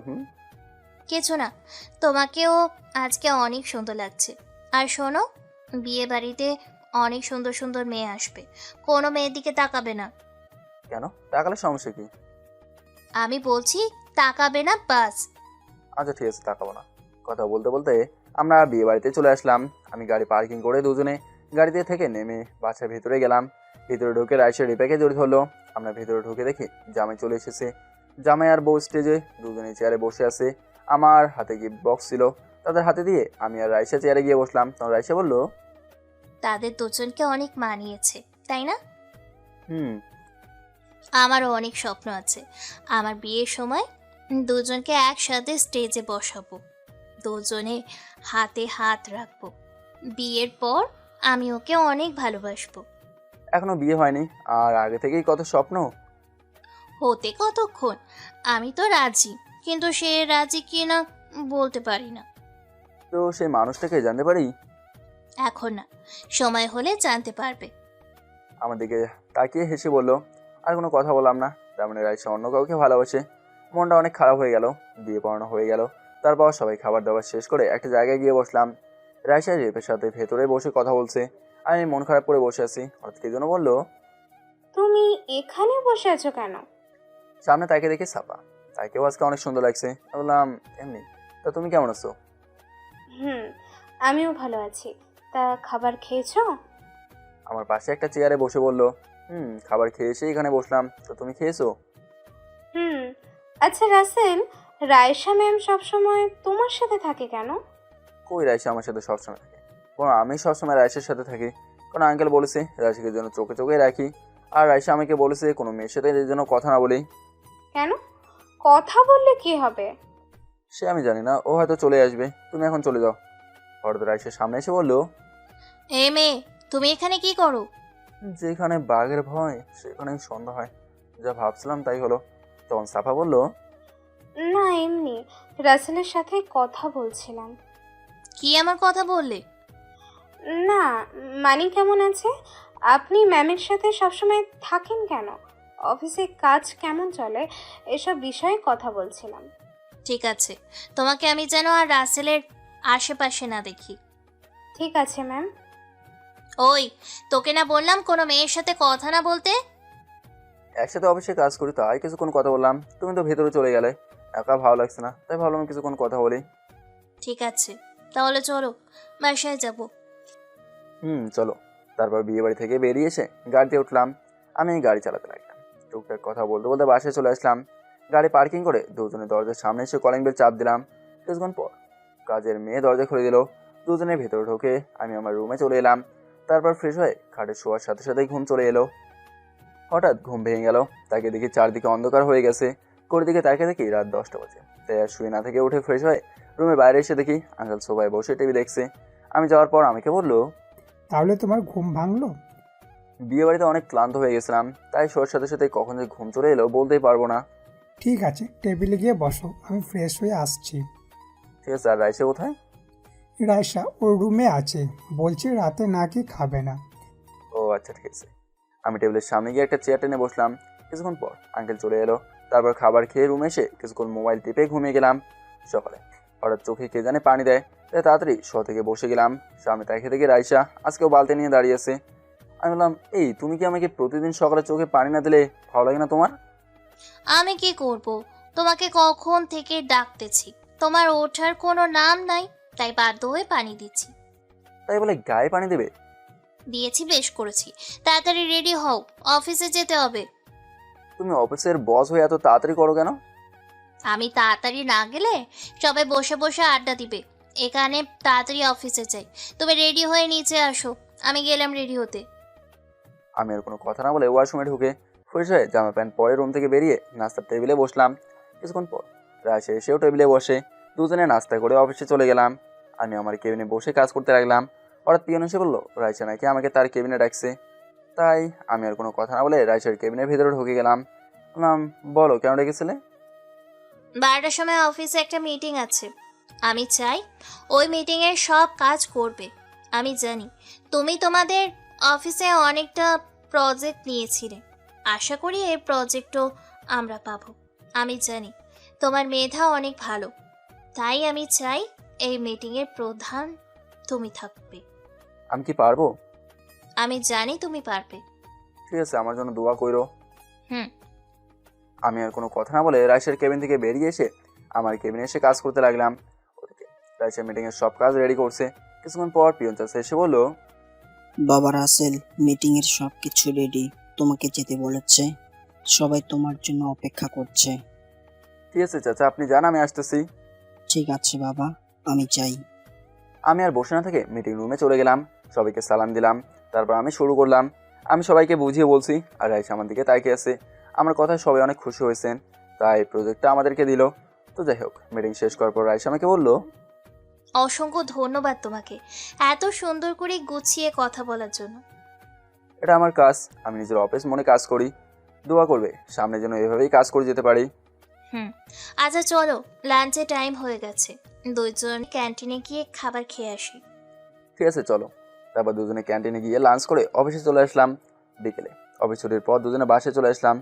এভাবেই চলতে চলতে প্রায় 2 মাস হয়ে গেল। এখন আগের চেয়ে অনেক কেয়ার করে রাইসা আমার কেন জানি রাইসাকে অনেক ভালো লাগে। মনে হয় রাইসা আমাকে ভালোবাসে। আমি তো তাকে প্রথম দিন থেকেই মনে জায়গা দিয়ে দিচ্ছি, কিন্তু কেউ কাউকে বলতে পারে না। সাফা মেয়েটা আমার সাথে কথা বলতে পারে না রাইসার ভয়ে। তো যাই হোক, সবার সাথে রাতের খাবার খেয়ে এসে শুয়ে মোবাইল টিপতে টিপতেই ঘুমিয়ে গেলাম। সকালে ঘুম থেকে উঠে ফ্রেশ হয়ে নাস্তা করে দুজনে অফিসে চলে গেলাম। আমি ডেস্কে বসে কাজ করতে লাগলাম। রাইসার কেবিন আর আমার কেবিন সামনাসামনি। হঠাৎ রাইসার কেবিনের দিকে চোখ গেল, দেখে রাইসা আমার দিকে তাকিয়ে আছে। রাইসা যখন দেখছে আমি তার দিকে তাকাইছি, তখন রাইসা মাথা নিচু করে ফেলে। আমি জানি তুমি আমাকে ভালোবাসো, কিন্তু বলতে পারছো না। আমি তোমার মুখ থেকেই শুনতে চাই ভালোবাসার কথা। হঠাৎ আরিফ বললো, রাসেল, আমাকে একটা হেল্প করে দে না। কীরকম হেল্প বলো? আমি না সাফা মেয়েটাকে পছন্দ করে ফেলছি। তোর সাথে ওর ভালো সম্পর্ক, তুই যদি বলিস সে রাজি হয়ে যাবে। প্লিজ বন্ধু, না করিস না। আমি কিভাবে তার সাথে কথা বলবো? তোদের রাইসা ম্যাম যদি জানতে পারে আমি সাফার সাথে কথা বলছি, তাহলে আমাকে আস্ত রাখবে না। আরে ম্যাম জানতে পারবে না, তুই শুধু 30 মিনিট সময় নিয়ে নিবি অন্য কাছে বাহানা করে রাইসা ম্যামের থেকে। আমি এখান দিয়ে সব ব্যবস্থা করে নিব। কিন্তু রাইসা কি দিবে? আর যদিও দেয় তখন কিন্তু আমার পিছে সিসি ক্যামেরা লাগিয়ে রাখে। আচ্ছা দেখি দেয় কিনা। না দিলেও তোকে কিন্তু ম্যানেজ করতে হবে। আচ্ছা ঠিক আছে, তা কোথায় কথা বলবো? একটা রেস্টুরেন্টে আমি তাকে নিয়ে যাব। আমি যাওয়ার পরে তুই আসবি, তখন ম্যাম তোকে সন্দেহ করতে পারবে না। ঠিক আছে, তা কটার সময় যাবি? অফিস ছুটির পর আমি আর সাফা আগে বেরিয়ে যাব, তুই পরে আসবি। আচ্ছা ওকে, তা গিয়ে কাজ কর, তোদের ম্যাম দেখলে খবর আছে। আচ্ছা ঠিক আছে, তাহলে আমি খেলাম। আর চলে যাওয়ার পরে আমি আমার কাজে মন দিলাম। কাজ করতে করতে দুপুরে লাঞ্চের টাইম হয়ে গেল। আমি একটা কথা বুঝি না, রাইসা আজকে আমাকে সকাল থেকে একবারও ডাকেনি। মনে হয় কাজের চাপে আমার কথা খেয়ালই নেই। তাই আমি উঠে রাইসের কেবিনে গেলাম, যা মনে করছি তাই। এখনও কাজ করতেছি। বললাম, কী ব্যাপার, আজকে খাবে না? লাঞ্চের টাইম তো হয়ে গেছে। এই ফাইলটা অল্প কিছু কাজ আছে, তুমি খেয়ে নাও, আমি কাজটা শেষ করে খেয়ে নিব। আচ্ছা, তোমার হাতের কাজ শেষ হোক, তারপর দুজনে খাবো। আরে তুমি আমার জন্য বসে থেকো না, আমি জানি তোমার খিদে লাগছে, তুমি সহ্য করতে পারো না, তুমি গিয়ে খেয়ে নাও। সমস্যা নেই, তুমি হাতের কাজ শেষ করো, তারপর না হয় খাবো। বুঝেছি, তুমি আমাকে ছাড়া খাবে না, তাহলে চলো খাবার খেয়ে এসে হাতের কাজ করব। আরে হাতের কাজ শেষ করে আমি তো বসেই আছি। পরে করব, আসো তুমি, খাবার খেয়ে আসি। ঠিক আছে চলো। তারপর দুজনে মিলে ক্যান্টিনে চলে গেলাম। তারপর খাবার খেয়ে এসে আমি আমার কেবিনে আর রাইসা তার কেবিনে চলে গেল। আমার কেবিনে বসে কাজ করতে লাগলাম। আমি কাজ করতে করতে অফিসের টাইম শেষ হয়ে গেল। আমার আগেই আরিফ আর সাফা চলে গেল। আমি অফিসের বাইরে অপেক্ষা করতে লাগলাম রাইসার জন্য। তার কেবিনে গেলাম না, কারণ একটা নতুন প্রজেক্ট পেয়েছে, কাজ ভালো দেখলে আরও দেবে বলছে, তাই মন দিয়ে কাজ করে। তো যাই হোক, কিছুক্ষণ পর এসে বেরিয়ে আসলো, তখন আমাকে বললো, তুমি বাহিরে দাঁড়িয়ে আছো কেন? গাড়িতে বা আমার কেবিনে গিয়ে বসতে। না ভাবলাম তুমি কাজে বিজি আছো, তাই যাই নাই। শত বিজি থাকি না কেন, তুমি আমার কেবিনে সব সময় আসবে। আচ্ছা ঠিক আছে, তোমাকে একটা কথা বলার ছিল। কি কথা বলো? তুমি আবার রাগ করবে না তো? রাগ করবো না, তুমি বলতে পারো। তুমি আজকে একা বাসায় চলে যাও, আমার একটা বন্ধুর সাথে দেখা করতে যাব, তার সাথে মার্কেটে দেখা করতে বলেছে। প্লিজ তুমি রাগ করো না। আরে এখানে রাগ করার কি আছে? তুমি যাও, কোনো সমস্যা নেই। তা কোন সময় আসবে বাসায়? বেশি সময় লাগবে না, 30 মিনিট লাগবে। আচ্ছা ঠিক আছে, সাবধানে যাবে। ঠিক আছে, তুমিও সাবধানে যাবে। সে গাড়িতে উঠে চলে গেল, আর আমি একটা রিক্সা নিয়ে আরিফ যে রেস্টুরেন্টের কথা বলছে সেখানে আমি 10 মিনিটে চলে এলাম। ভাড়া মিটিয়ে রেস্টুরেন্টের ভিতরে ঢুকে দেখি আরিফ আর সাফা একটা টেবিলে বসে আছে। আমিও তাদের সামনে গিয়ে একটা চেয়ার টেনে বসলাম। তখন আরিফ বলল, কিরে, তোর এখন আসার সময় হলো? আরে বলিস না, তোদের রাইসা ম্যামকে অনেক কষ্টে ম্যানেজ করে আসলাম। আচ্ছা, তোরা কথা বল, আমি আসতেছি। ঠিক আছে, আমি জানি তুমি লজ্জায় থাকতে পারবে না। কেমন আছো তুমি? আমি ভালো আছি, তা তুমি কেমন আছো? হুম, আমিও ভালো আছি। আচ্ছা, আমি কিছুই বুঝি না, আরিফ হঠাৎ আমাকে রেস্টুরেন্টে আনলো কেন? আরিফ তোমাকে একটা কথা বলবে বলেই বলতে পারে না, কারণ তার অনেক ভয় করে। কি এমন কথা যে বলতে ভয় করে? কথাটা তুমি কিভাবে নেবে আমি তো জানি না, কিন্তু তারপরও বলতে হয়। আরিফ তোমাকে অনেক ভালোবাসে, তোমাকে সে যেদিন তুমি নতুন অফিসে আসো সেদিন থেকেই ভালোবাসে। এই ভালো লাগার মধ্যে কখন যে তোমাকে ভালোবেসে ফেলছে তা সে বলতে পারবে না। প্লিজ তুমি তাকে ফিরিয়ে দিও না, কারণ সে তোমাকে অনেক ভালোবাসে। কিন্তু আমি তো ওকে এমন ভাবে কোনো সময় দেখিনি। দেখো না, এখন থেকে দেখবে। আচ্ছা ঠিক আছে, তাকে আসতে বলো। আচ্ছা ঠিক আছে, আমি আরিফকে পাঠিয়ে দিই, তুমি তাকে আপন করে নিও। আর আমি এখন চলে যাই, দেরি হলে তোমাদের ম্যামের অনেক কথা শুনতে হবে। আচ্ছা ঠিক আছে, কালকে অফিসে কথা হবে। আর দোয়া করে আল্লাহ যেন তোমাদের সারা জীবনে একসাথে রাখে। হুম, তাই যেন হয়। আমি আর কোনো কথা না বলে বাইরে এসে আরিফকে বললাম সাফা রাজি হয়েছে, কালকে যেন ট্রিটটা পাই। পরে একটা রিক্সা নিয়ে বাসে চলে আসলাম। এসে কলিং বেল চাপ দিলাম, চাপ দেওয়ার সাথে সাথে দরজা খুলে দিল। আমি দেখি রাইসে দরজা খুলে দিল, তার চোখের দিকে তাকিয়ে দেখি চোখ দুটো লাল হয়ে আছে। তো আমাকে বললো, কোথায় গিয়েছিলি? কেন? তোমাকে তো বলে গেলাম। আমি তোকে বিশ্বাস করি বলে যেতে দিলাম, কিন্তু তুই আমার সাথে মিথ্যে বললি কেন? কি কি মিথ্যা কথা বললাম? এখন তোতলাস কেন? তুই সাফার সাথে দেখা করতে গিয়েছিলি, তুই কি মনে করেছিস আমি কিছু জানি না? বল, আমার সাথে মিথ্যে কেন বললি? ওকে তাহলে শোনো, তারপর অফিস হতে রেস্টুরেন্টে কি হলো সব বললাম। এই হলো কাহিনী। সব বুঝলাম, কিন্তু তুমি আমাকে সত্যিটা বলে গেলে না কেন? বাবা, কখনো তুমি কখনো তুই। এই, আমি তোমার কিছু বুঝি না, তুমি হঠাৎ রেগে যাও কেন? এখন না, কালকে বলবো। অফিসের কাজ শেষ করে তোমাকে নিয়ে এক জায়গায় যাব, তখন বলবো। কি কথা এখন বলা যাবে না? সেটা কালকে ওখানে গেলে জানতে পারবে। ঠিক আছে, তুমি ফ্রেশ হয়ে এসো, আমি খাবার দিচ্ছি টেবিলে। হুম আমি আর কোনো কথা না বলে আমার রুমে চলে এলাম। তারপর রুমে ঢুকে ফ্রেশ হয়ে এসে রাতের খাবার খেয়ে এসে রুমে মোবাইল টিপতে লাগলাম। বাড়িতে ফোন দিলাম, আব্বু আম্মুর সাথে কিছুক্ষণ কথা বলে আবার রাফিকে ফোন দিলাম। রিং হওয়ার পর হলো, রে শালা কেমন আছিস? ভালো আর থাকি কি রে, তুই ঢাকা গিয়ে তোর আঙ্কেলের মেয়ের সাথে ভালোই টাঙ্কি মারস, আর আমার কথা তোর মনেই পড়ে না। আরে শালা এখন অফিসে অনেক কাজ, এই কারণেই ফোন দিতে পারে না। তা বল কেমন আছিস? এই তো আছি ভালো। হালার বাপ মা জোর করে বিয়ে করিয়ে দিয়েছে, সারাদিন খালি প্যারা দেয়। ও আপনাদের তো বলতেই ভুলে গেছি, রাফির বিয়ে হলো আজ 10 দিন। আমার অনেক কাজ ছিল অফিসে, এই কারণেই যেতে পারে নাই। আহারে বেচারা, তা এখন কি করবি? কি আর কমু, বাপে তো এখন বসায় বসায় আর খাওয়াবে না, তাই ভাবলাম আমাদের অফিসে এখন থেকে নিয়মিত যাব। ভালো, আচ্ছা ঠিক আছে, ভালো থাকিস, পরে কথা হবে। কালকে আবার অফিসে যেতে হবে, এমনি অনেক রাত হয়ে গেছে। ওকে, ভালো থাকিস, আল্লাহ হাফেজ। আল্লাহ হাফেজ। তারপর ফোন কেটে দিয়ে ঘুমিয়ে গেলাম। সকালে ঘুম থেকে উঠে ফ্রেশ হয়ে নাস্তা করে অফিসে চলে গেলাম দুজনে। অফিসের কাজ শেষ করে রাইট তাই গাড়িতে উঠলাম। তারপর ড্রাইভার একটা জায়গায় গাড়ি থামালো, দুজনে গাড়ি থেকে বেরিয়ে এসে সামনে গেলাম। জায়গাটা অনেক সুন্দর। আমি বললাম, জায়গাটা তো অনেক সুন্দর। আমার মন ভালো থাকলে আমি এখানে আসি, ছোট ছোট বাচ্চাদের সাথে অনেক দুষ্টুমি করি, আমার থেকে অনেক ভালো লাগে। ও আচ্ছা, তা তুমি আমাকে কি বলবে বলেছিলে, তা কি কথা? বলবো। তুমি চোখ বন্ধ করো। ঠিক আছে, চোখ বন্ধ করলাম, চোখে হাত দিয়ে রইলাম। কিছুক্ষণ পর রাইসা বললো চোখ খুলতে। চোখ খোলার পর যেটা দেখলাম আমি অনেক অবাক হয়ে গেলাম। তাহলে শুনুন। আমি চোখ খুলে দেখি রাইসা আমার সামনে হাঁটু গেড়ে বসে বলতে লাগলো, রাসেল, আমি তোমাকে ভালোবাসি। তোমাকে যেই দিন প্রথম দেখি সেই দিন থেকে তোমার জন্য আমার মন কেমন জানি ভালো লাগা শুরু করে। কেন জানি তোমাকে কোনো মেয়ের সাথে কথা বলতে দেখলে আমি সহ্য করতে পারি না। তুমি যখন কোনো মেয়ের সাথে কথা বলো কেন জানি আমার কাছে থেকে কিছুটা একটা হারিয়ে যাওয়ার ভয় হয়। তোমাকে আমি যেভাবে বলি তুমি সেভাবে চলো। তোমার সাথে এইরকম করতে করতে কখন যে তোমাকে ভালোবেসে ফেলেছি আমি বলতে পারবো না। তুমি কি দিবে তোমার মনে আমায় একটুখানি জায়গা? তোমাকে সারা জীবন আমার বুকে জড়িয়ে রাখবো। তোমাকে কোনো সময় কষ্ট পেতে দিব না। Rasel, I love you too. You love me? ফুল নিয়ে আমার সামনে হাঁটু গেড়ে বসে বললো কথাগুলো। আমি তোমাকে ভালোবাসি না তুমি কি করে ভাবলে? তোমার সাথে হেসে হেসে কথা বলছি, তোমার কথা মতো চলছি, তাই মনে করছো আমি তোমাকে ভালোবাসি? তুমি ভুল ভাবলে। আমি অন্য একটা মেয়েকে ভালোবাসি। আমি তোমাকে ভালোবাসতে পারবো না। দেখে রাইসা কান্না করে সব ভাসিয়ে ফেলছে। ও, আমি মনে করেছি তুমি আমাকে ভালোবাসো। আমি জানতাম না তুমি অন্য কাউকে ভালোবাসো। সরি তোমাকে প্রপোজ করার জন্য। দোয়া করি তুমি তোমার ভালোবাসার মানুষকে নিয়ে ভালো থেকো। কথাগুলো বলে চলে যেতে লাগলো। আমি দৌড়ে রাইসাকে পেছন থেকে জড়িয়ে ধরলাম। তখন আমাকে বললো, তুমি আমাকে জড়িয়ে ধরলে কেন? তুমি তোমার ভালোবাসার মানুষের কাছে যাও। একবার ওকে জিজ্ঞেস করছো আমার ভালোবাসার মানুষটাকে? আরে আমার ভালোবাসার মানুষটাই তো তুমি। তোমাকে যখন বাস কাউন্টারে দেখি ওখান থেকেই তোমাকে আমার অনেক ভালো লাগে। যখন তোমাকে আঙ্কেলের বাসায় দেখি তখন আমি অনেক অবাক হয়ে যাই।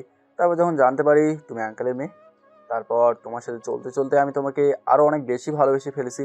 তুমি ভাবলে কি করে তোমাকে ছাড়া আমি অন্য কাউকে ভালোবাসবো? তুমি আমার প্রথম এবং শেষ ভালোবাসা। I love you too Raisa. I love you so much. তাহলে আমাকে ওই সময় ও কথা বললে কেন? আমি দেখলাম আমি অন্য কাউকে ভালোবাসার কথা বললে তুমি কীরকম করো। তুমি তো দেখি কান্না করে সব ভাসিয়ে ফেলছো। আমাকে কষ্ট দিতে তোমার অনেক ভালো লাগে তাই না? সরি, আমার ভুল হয়ে গেছে। আর কোনো সময় তোমাকে কষ্ট দেবো না। সারা জীবন বুকে আগলে রাখবো। হুম, আমার না কিছু একটা খেতে মন চায়। কী করতে মন চায় আমাকে বলো, আমি তোমাকে এক্ষুনি এনে দিচ্ছি। আমি যেটা খেতে চাই সেটা তোমার কাছে আছে। আমার কাছে তো খাওয়ার মতো কিছু নেই। কেন? তোমার ওই ঠোঁট দুটো আছে না? আমার দিকে আস্তে আস্তে বললো, এই না না, এগুলো ঠিক না, যা হবে বিয়ের পর। আমি তোমার আজ কোনো কথা শুনবো না। বলে আমার শার্টের কলার ধরে টান দিয়ে আমার মাথা শক্ত করে ধরে চার ঠোঁট এক করে দিল। এমনভাবে কিস করছে মনে হয় 2-3 দিন না খেয়েই আছে। আমি ঠিক থাকতে পারলাম না।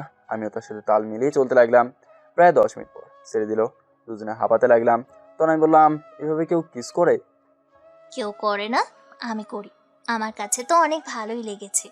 আরেকবার দিব নাকি? না, এখন আর দরকার নেই, যা দেওয়ার বিয়ের পরে। আমাদের বিয়ে কবে হবে? এত তাড়াতাড়ি কিসের বিয়ে? আগে জুটিয়ে প্রেম করব, তারপর বিয়ে। আমার তো আর সইছে না তোমার বুকে সারা জীবন মা রেখে ঘুমাতে চাই। এখন না, এখনো বড় ভাই বিয়ে করে নাই। বড় ভাই বিয়ে করার আগ পর্যন্ত আমরা চুটিয়ে প্রেম করে নেই। হুম, ঠিক আছে, আমাকে শক্ত করে জড়িয়ে ধরো। আসো। আরো শক্ত করে জড়িয়ে ধরলাম। তারপর আরো কিছুক্ষণ থেকে বাসায় চলে আসলাম। বাসায় এসে ফ্রিজের নিচে আসলাম। এসে দেখি আঙ্কেল খাবার টেবিলে বসে আছে আমাদের জন্য। আমি গিয়ে একটা চেয়ার টেনে বসলাম। কিছুক্ষণ পর রায়সা নিচে এসে আমার সামনে চেয়ারে বসলো। তারপর সবাই খাবার খেতে লাগলাম। হঠাৎ আমার পায়ে কে জানি সুড়সুড়ি দিতে লাগলো। রায়সা দিকে তাকিয়ে দেখি মুসকে মুসকে হাসছে। আমি আর কোনো কথা বললাম না। খাবার খেয়ে এসে শুয়ে শুয়ে মোবাইল টিপতে লাগলাম। হঠাৎ দেখে রায়সা আমার রুমে ঢুকে দরজা লাগিয়ে দিল। তো আমি বললাম, রায়সা তুমি আমার রুমে কেন? আর দরজা আটকালে কেন? আজ আমি তোমার সাথে ঘুমাবো। ভিতরে এসে আমার পাশে শুয়ে বলল, কেউ দেখলে খারাপ ভাববে, যদি আঙ্কেল একবার দেখে তখন কি হবে ভেবে দেখছো? কেউ দেখবে না, আব্বু ঘুমিয়ে গেছে। এখন আমাকে জড়িয়ে ধরো। এই না, প্লিজ তুমি তোমার রুমে যাও। আর একটা কথা বললে তোমাকে খুন করে ফেলবো। তখন তুমি কাকে ভালোবাসবে? তোমাকে খুন করে আমিও আর কিছু বলতে দিলাম না। আর যদি কোনো সময় মরার কথা বলো তখন আমাকে তোমার কাছে পাবে না। আর বলবো না। আমি কি আমার পাগলকে ছেড়ে কোথাও যেতে পারি? এখন তোমার রুমে তো, সকালে অফিসে যেতে হবে। যাক, তার আগে আমার পাওনা দিয়ে দাও। মানে কিসের পাওনা? তোমার বোঝা লাগবে না, যা পাওনা আমি নিতেছি। বলে তার ঠোঁট আমার ঠোঁটের সাথে লাগিয়ে দিল। প্রায় 5 মিনিট পর ছেড়ে দিয়ে দৌড়ে রুমে থেকে বেরিয়ে গেল। আমি কিছু না ভেবে ঘুমিয়ে গেলাম। দেখতে দেখতে 1 বছর হয়ে গেল। এখন আগের চেয়ে অনেক ভালোবাসে রাইসা আমাকে। ঝগড়া, রাগ, অভিমান নিয়ে আমাদের ভালোবাসা টিকে আছে। আমি এখন পর্যন্ত আমাদের বাড়ি যাইনি। মা অনেকবার বলেছে বাড়ি থেকে ঘুরে আসতে, কিন্তু আমার রাইসাকে ছেড়ে যেতে মন চায় না। তো একদিন আমি শুয়ে শুয়ে মোবাইল টিপতে লাগলাম। হঠাৎ দেখি আম্মু ফোন দিল। আমি ফোন ধরে সালাম দিয়ে বললাম, কেমন আছো আম্মু? কেমনে ভালো থাকি বল? তুই বাসা থেকে গেলি আজ 1 বছর। তোর এই আম্মুটাকে কি একবার দেখতে মন চায় না? আম্মু যাবো, এখন অফিসে অনেক কাজ, একদিন সময় করে 4-5 দিন থেকে আসবো। তা আব্বু কেমন আছে? ভালো আছে। রাসেল, তোর একটা কথা বলতাম, তুই রাগ করবি না তো? কি কথা আম্মু? তুমি দেখছো তোমার উপর রাগ করতে? আসলে মারুফের বিয়ের কথাবার্তা চলছে, তুই যদি কিছু দিনের সময় নিয়ে আসছস। আম্মু তুমি আর ওর কথা আমার সামনে কোনোদিনও বলবে না। বাবা রাসেল, যা হবার হয়ে গেছে, তা নিয়ে আর রাগ করে থাকিস না। ও তোর বড় ভাই, না হয় একটু ভুলভাল করে ফেলেছে। ও প্রতিদিন আমার কাছে এসে জিজ্ঞেস করে তোর কথা, তুই কেমন আছিস। মা, রাসেল কি আমাকে ক্ষমা করবে না? বড় ভাই হয়ে না একটু ভুল করে ফেলেছি, তাই বলে কি আমাকে রাসেল ক্ষমা করবে না? প্লিজ রাসেল, আর রাগ করে থাকিস না। আম্মুর কথা শুনে আমার চোখে পানি চলে আসলো। আচ্ছা, এই বিষয় নিয়ে এখন আর কথা না বলি। তারপর আরও কিছুক্ষণ কথা বলে ফোন রেখে দিলাম। তো চলুন ভাইয়ের সাথে আমার কি হয়েছে। একদিন আমি রাস্তা দিয়ে একটা ছেলে একটা মেয়েকে বাজে কথা বলছি, তাই আমি আর দাঁড়িয়ে না থেকে ওদের ওখানে গেলাম। আমাকে মেয়েটা দেখে বললো, ভাইয়া দেখেন, এই ছেলেটা আমাকে ডিস্টার্ব করছে, আমাকে অনেক খারাপ কথা বলতেছে, প্লিজ আমাকে ওর হাত থেকে বাঁচান। আমার পিছনে লুকিয়ে মেয়েটা বললো, কিরে ভাই, মেয়েটাকে ডিস্টার্ব করছিস কেন? সে কথা তোকে বলতে হবে? ভালো যাস তো ওকে রেখে এখান থেকে চলে যা। আমি তো এখান থেকে একা যাবো না, যেতে হলে মেয়েটাকে সঙ্গে করে নিয়ে যাব। বুঝেছি, তোকে সোজাভাবে বুঝলাম, তুই গেলি না। ওই তোরা? পাশে তাকিয়ে দেখি 4-5টা ছেলে একটা চা দোকানে বসে আড্ডা দিচ্ছে। ওদের বললো, এদিকে আয়, আজ দেখবো তুই কি করে মেয়েটাকে এখান থেকে নিয়ে যাস। ছেলেটার ডাকে ছেলেগুলো আমাদের সামনে আসলো। তুই দেখবি আমি কেমন করে মেয়েটাকে নিয়ে যাই। আমি দেখতে চাই তুই কিভাবে নিয়ে যাস। ওই ওকে মেরে মেয়েটাকে নিয়ে আয় তো। ছেলেগুলোকে বললো। আমি আমার পাশে তাকিয়ে দেখি একটা রড পড়ে আছে, ওটা দিয়ে সবগুলোকে উড়াধুরা মারতে লাগলাম। সবগুলো রডের বাড়ি খেয়ে ভয়ে পালিয়ে গেল। হঠাৎ কেউ যেন পেছন থেকে এসে আমাকে ঘুরিয়ে একটা থাপ্পড় মেরে দিল। তাকে দেখে আমার বড় ভাই। তো আমি বললাম, তোমাকে থাপ্পড় মারলি কেন? রাস্তায় পরে মাস্তানি করিস, আবার বলিস মারলাম কেন? তুই আমার কথা শুনবি তো? আমি তোর কোনো কথাই শুনতে চাই না, চল আমার সাথে, বাসায় নিয়ে গিয়ে দেখবি কি করি। আমার হাত ধরে তখন মেয়েরা বলে উঠলো, ভাইয়া আপনি ওনাকে ভুল বুঝছেন। মানে কি বলতে চাও তুমি? আমাকে ওই ছেলেগুলো ডিস্টার্ব করছিল, তখন উনি এসে ওই ছেলেগুলো থেকে আমায় বাঁচায়। ওনার কোনো দোষ নেই, আমাকে বাঁচাতে উনি ছেলেগুলোকে মারছে, আপনি ওনাকে ভুল বুঝে মারলেন। মেয়েটার কথা শুনে ভাইয়া বোবা হয়ে গেল। আমি আর কোনো কথা না বলে বাসায় চলে আসলাম। এরপর অনেকবার আমার কাছে মাপ চেয়েছে, আমি মাপ করিনি। তো যাই হোক, আর এবার বর্তমানে আসি। তোর দিকে তাকে দেখি 10টা বাজে। এর ফাঁকে অনেকবার ডেকে গেছে খাবার খেতে যাওয়ার জন্য। তারপর রুম থেকে বেরিয়ে এসে খাবার সাথে রাতের খাবার খেয়ে এসে রুমে শুয়ে মোবাইল টিপতে লাগলাম। রাইসা এসে দরজা বন্ধ করে আমার পাশে শুয়ে জড়িয়ে ধরে আছে। রাইসা এখন প্রতিদিন আমার সাথে রাতে ঘুমায়, কিছু বললে রাগ দেখায়। এখানে কিছু বলি না, তারপরও আমিও রাইসাকে জোরে ধরে ঘুমিয়ে গেলাম। সকালে ঘুম থেকে উঠে দেখি রাইসা নাই। রাইসা সকাল সকাল ঘুম থেকে উঠে চলে যায় তার রুমে। আমি আর শুয়ে না থেকে উঠে ফ্রেশ হয়ে নাস্তা করে দুজনে অফিসে চলে আসলাম। আমি আমার ডেস্কে বসে কাজ করতে লাগলাম। আমার পাশের কেবিনে তাকে দেখি আর এবার সাফা মনের সুখে কথা বলছে। তখন আমি বললাম, আরে ভাই এটা অফিস, এটা রোমান্টিক বাইরে গিয়ে করিস, ওদের ম্যাম দেখলে দুজনকে বাইরে করে দেবে। আমার কথা শুনে দুজনে ঠিক হয়ে বসলো। তুই আর কথাটা বলার সময় পাইলি না? কি সুন্দর একটা রোমান্টিকের মধ্যে ছিলাম। এই, তোমার কি লজ্জা শরম নেই? তুমি রাসেলের সামনে কি বলছো? ওকে বাবা, সরি, আমার ভুল হয়ে গেছে। আর রাসেল, তোমার আর রায়শা ম্যামের আমাদের ভাবির সাথে কেমন প্রেম চলছে? গাড়ির চাকার মতো, শালা সারাদিন আমাকে প্যারা দেয়। কোনো মেয়ের সাথে কথা বলতে দেখলে ওই দিন আমার উপর শিরোর বয়ে যায়। সারাক্ষণ খালি বলে এটা করতে পারবে না, ওটা করতে পারবে না। এখনও বিয়ে হয়নি, তার আগেই এরকম। না জানি বিয়ের পর কি হবে আমার। ম্যাম তোমাকে অনেক ভালোবাসে বলেই তো তোমাকে তার চোখের সামনে রাখে। ভালোবাসার মানুষ যদি অন্য কারোর সাথে কথা বলে তখন তার অনেক কষ্ট হয়। কেউ চাইবে না তার ভালোবাসার মানুষ কোনো মেয়ের সাথে হেসে হেসে কথা বলুক। আমি জানি রাইসা আমাকে অনেক ভালোবাসে। আমি এমন কিছু করবো না যাতে রাইসা কষ্ট পায়। সারা জীবন আমাকে আমার বুকে জড়িয়ে রাখবো ওকে। কথা শেষ হতে হঠাৎ কে যেন আমাকে পেছন থেকে জড়িয়ে হলো। আমি তাকে ঘুরিয়ে আমার সামনে এনে দেখি রাইসা তার চোখে দিকে তাকিয়ে থেকে কান্না করে সব হাসি ফেলছে। তো আমি বললাম, কি হয়েছে রাইসা, তুমি কান্না করছো কেন? তুমি যখন ওদের সাথে কথা বলছো আমি তখন তোমার পিছনে ছিলাম। সাফা আমাকে দেখেছে। আমি তাকে হাতের ইশারায় দিলাম যেন তুমি না বুঝতে পারো। আমি তোমার সব কথা শুনলাম। প্রথমে তোমার উপর অনেক রাগ হয়েছে, পরে তোমার লাস্ট কথাগুলো শুনে আমি আর নিজেকে ধরে রাখতে পারলাম না। তুমি আমাকে এত ভালোবাসো। আরে কি করছো, এটা অফিস। আমি তোমাকে আমার জীবনের চেয়ে অনেক বেশি ভালোবাসি। তারপর এসে তার কেবিনে চলে গেল। আমি আমার কেবিনে কাজ শেষ করে দুজন গাড়িতে উঠে বাসে চলে এলাম। এভাবেই যেতে যেতে আরও 10 দিন চলে গেল। একদিন রাতে খাবার খেয়ে এসে শুয়ে মোবাইল টিপতে টিপতে ঘুমিয়েই গেলাম। সকালে ঘুম থেকে উঠে সামনে একজনকে দেখে আমি অবাক হয়ে গেলাম। ও এখানে কেন? আপনারা ঠিকই ধরছেন, এটা আর কেউ নয়, আমার বড় ভাই। তো আমার সামনে এসে বলল, রাসেল, আমাকে কি ক্ষমা করে দেওয়া যায় না? বড় ভাই হিসেবে না হয়তো এখানে দুটো থাপ্পড় মারলাম, তাই বলে তুই আমার সাথে রাগ করে কথা বলবি না? আমি তো কারোর উপর রাগ করিনি, তাহলে ক্ষমা করবো কেন? তুই আমার সাথে আজ 1 বছর 6 মাস কথা বলিস নি। প্লিজ ভাই, আমি তোর পায়ে। আর দাঁড়িয়ে থাকতে পারলাম না, ভাইয়াকে জড়িয়ে ধরলাম। এ তুই কী করিস? বড় ভাই ছোটো ভাইয়ের পা ধরতে লজ্জা কর না? বড় ভাই সবসময় ছোটো ভাইদের স্নেহ করে। আমি তোকে ওই 2 দিন আম্মুর কথা শুনে মাফ করে দিছি। তাহলে রেডি হয়ে নে, সামনে শুক্রবার আমার বিয়ে। আমার বিয়ের সব কাজ তোকেই করতে হবে। রাইসা রেডি হচ্ছে, তুই ফ্রেশ হয়ে রেডি হয়ে নিচে আয়। যাক, তাহলে তোর বিয়ে হয়ে গেল। আমার লাইন ক্লিয়ার, তুই যা, আমি 10 মিনিটে আসতেছি। ঠিক আছে, তাড়াতাড়ি আয়। বলে রুম থেকে বেরিয়ে গেল। আমি আর কোনো কথা না বলে ওয়াশরুমে ঢুকে ফ্রেশ হয়ে জামা কাপড় গায়ে দিয়ে কাদের ব্যাগটা হাতে নিয়ে নাস্তার টেবিলে গিয়ে বসলাম। আঙ্কেল, আপনি আমাদের সাথে চলুন। না বাবা, আমি এখন যাব না। আমি বিয়ের দিন যাব, তোমার রায়সাকে নিয়ে যাও।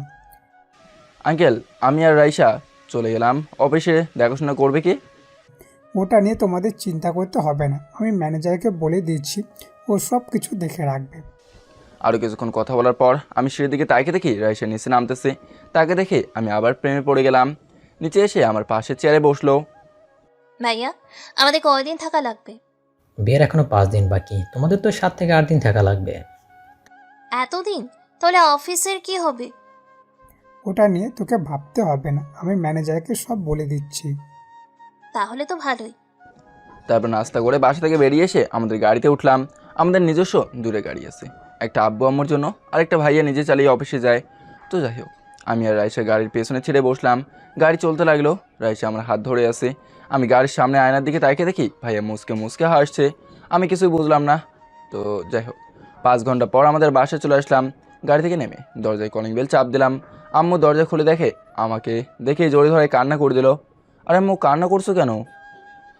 এতদিন পর আমাদের কথা তোর মনে পড়ল? তোকে ছাড়া এতদিন কিভাবে ছিলাম আমি, তুই বলতে পারবি? কেমনে পারলি আমাদের ছেড়ে থাকতে? তোর ভাই না হয় একটা ভুল করে ফেলেছে, তাই বলি বাড়ি আসবি না? আম্মু, ওসব কথা বাদ দাও তো। এমন অনেক দূর থেকেই জার্নি করে আসলাম, এখন ভেতরে যেতে দাও। আয়। আর রাইসা মামুনি, তুমি কেমন আছো? জি আন্টি, আমি ভালো আছি। তুমি কেমন আছো? আমি আগে ভালো ছিলাম না, এখন তোমাদের দেখে অনেক ভালো আছি। আর একটা কথা, আমাকে আন্টি বলে ডাকবি না, এখন থেকে আম্মু বলে ডাকবি। ঠিক আছে, আম্মু বলে ডাকবো। সবাই ভেতরে এসো। তারপর ভেতরে গিয়ে আমি আমার রুমে চলে এলাম। রুমটা আগের মতোই আছে। ব্যাগ রেখে ওয়াশরুমে ঢুকে ফ্রেশ হয়ে রুম থেকে বাইরে এসে নিচে সবার সাথে বসে খাবার খেয়ে রুমে চলে আসলাম। রুমে এসে একটা ঘুম দিলাম। বিকেলে ঘুম থেকে উঠে দেখি রাইসা আমার বুকের উপর শুয়ে আছে। রাইসা আমাকে সারা থাকতেই পারে না। কপালে একটা চুমু দিলাম। হঠাৎ করে আমাকে শক্ত করে জড়িয়ে ধরলো। তার মানে রাইসা জেগেছে। তুমি এতক্ষণ জেগেছিলে? রুমে একা একা ভালো লাগছে না, তাই তোমার রুমে আসলাম। এসে দেখি তুমি কি সুন্দর করে ঘুমিয়ে আছো, তাই আর জাগালাম না তোমাকে। তাই আমি তোমাকে জড়িয়ে ধরে শুয়ে পড়লাম। আচ্ছা, এখন ওঠো, কেউ আসলে দেখে ফেলবে। আরও কিছুক্ষণ থাকি না, আমার অনেক ভালো লাগছে তোমাকে জড়িয়ে ধরে থাকতে। এখন না, পরে সময় পাবে জড়ি ধরার। এখন ওটা ফ্রেশ হতে হবে। তার আগে আমার পাওনা দিয়ে দাও। আচ্ছা, কাছে এসো। তারপর কপালে একটা চুমু দিলাম। আমি কি চুমু দিতে বলছি? আমার এখানে লাগবে। না, আমি পারবো না তোমাকে পারতে হবে না, যা করার আমি করতেছি। বলে আমার ঠোঁট আর তার ঠোঁট এক করে দিল। প্রায় 5 মিনিট পর ছেড়ে দিয়ে দৌড়ে চলে গেল। আমি আর কোনো কথা না বলে ফ্রেশ হতে চলে গেলাম। ফ্রেশ হয়ে নিচে এসে দেখি আব্বু অফিস থেকে চলে এসেছে। আব্বু, কেমন আছো? এই তো, আমিও ভালো আছি। তা এতদিন পর আমাদের কথা মনে পড়লো? কি করবো আব্বু, অফিসে অনেক কাজ। আমি জানি অফিসে কাজ ছিল নাকি ছিল, বড় ভাই না হয় একটা ভুল করে ফেলেছে, তাই বলে বাড়ি আসবি না? তুমি কি এখন এই কথা বলবে? কোথায় এতদিন পর বাড়ি আসলাম, একটু গল্প করবো তা না, তুমি আসো অতীত নিয়ে। ওকে, ঠিক আছে, আর বলবো না। আব্বুর সাথে বলতে বলতেই রাত হয়ে গেল কথা। তারপর সবার সাথে রাতের খাবার খেয়ে এসে রুমে শুয়ে মোবাইল টিপতে লাগলাম। হঠাৎ রাইসা রুমের ভেতর ঢুকে দরজা লাগিয়ে দিয়ে খাটে এসে আমাকে জড়ি ধরে শুয়ে পড়লো। আমি কোনো কথা বললাম না। পাখিটা আমাকে জড়ি ধরে ঘুমাতে ঘুমাতে এখন আর একা ঘুমাতেও পারে না। তার কপালে একটা চুমু দিয়ে আমিও তাকে জড়ি ধরে ঘুমিয়ে গেলাম। দেখতে দেখতে বিয়ের দিন চলে এলো। আজ গায়ে হলুদ, তাই সকালে ঘুম থেকে ফ্রেশ হয়ে রুম থেকে বেরিয়ে এসে দেখি অনেক মেহমান চলে এসেছে। ওরা একটা মেয়ের দিকে চোখ যেতেই আমার ভয় শুরু হয়ে গেল, কারণ এই আর কেউ না, আমার মামাতো বোন নদী। আমাকে সে অনেকবার ভালোবাসার কথা বলেছে, আমি প্রতিবার না করে দিছি, কিন্তু তার একটা অভ্যাস আছে, যখন তখন জড়ি ধরে। না, ওর ধারে কাছেও থাকা যাবে না। আমি আবার আমার রুমে চলে এলাম। এসে যেই না রুমের দরজা বন্ধ করব, তার আগেই নদী আমার রুমে ঢুকে গেল। তখন আমি বললাম, কী ব্যাপার নদী, তুমি আমার রুমে আসলে কেন? সেই কখন তোমাদের বাসায় আসলাম, সবার সাথে কথা হয়েছে, কিন্তু তোমার সাথে এখনো হয় নাই, তাই ভাবলাম তোমার সাথে দেখা করে আসি। দেখা হয়েছে, এবার তুমি আসতে পারো। না, আমি কোথাও যাব না, আমি এখন তোমার সাথে বসে গল্প করব। আমার এখন গল্প করার সময় নাই, বাইরে অনেক কাজ আছে। যদি তোমার কাজ থাকতো তাহলে আমাকে দেখে রুমে আসতে না। কে বলেছে আমি তোমাকে দেখে রুমে আসছি? আমি দেখেছি তুমি আমাকে দেখে তাড়াতাড়ি রুমে চলে আসলে, তাই আমিও তোমার পিছনে তাড়াতাড়ি এসে তোমার সাথে ঢুকে গেলাম।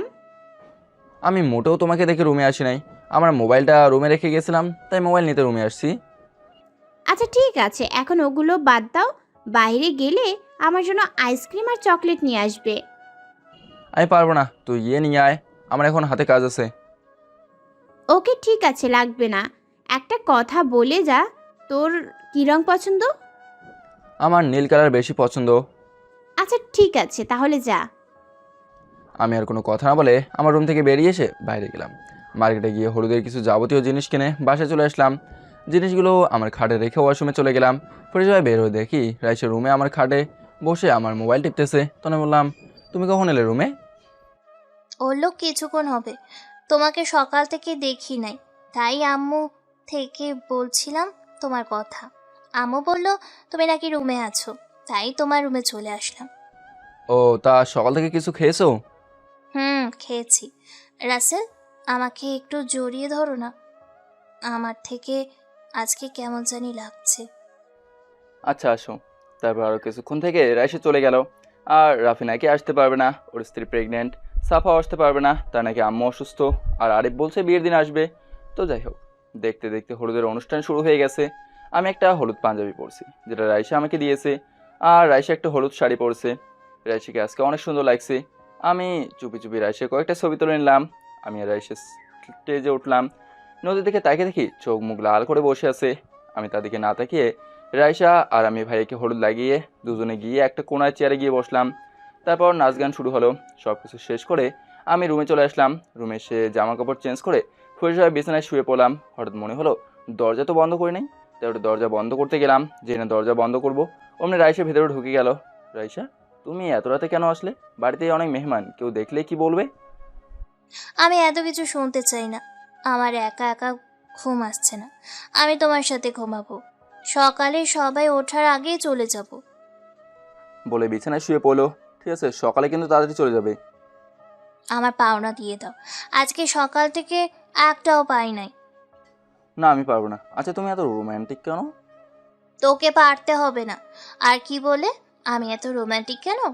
আমার না তোমার ঠোঁট দুটো দেখলে আর নিজেকে ধরে রাখতে পারি না। তোমার ঠোঁট দুটো চকলেটের মতো, খালি চুষতে মন চায়। ও মা, তাই নাকি? তাহলে তো এবার তোমার ঠোঁটের স্বাদ নিতে হবে। তোমারটা চুষতে কেমন দেখতে হবে? আমি কি তোমাকে ধরে রাখছি?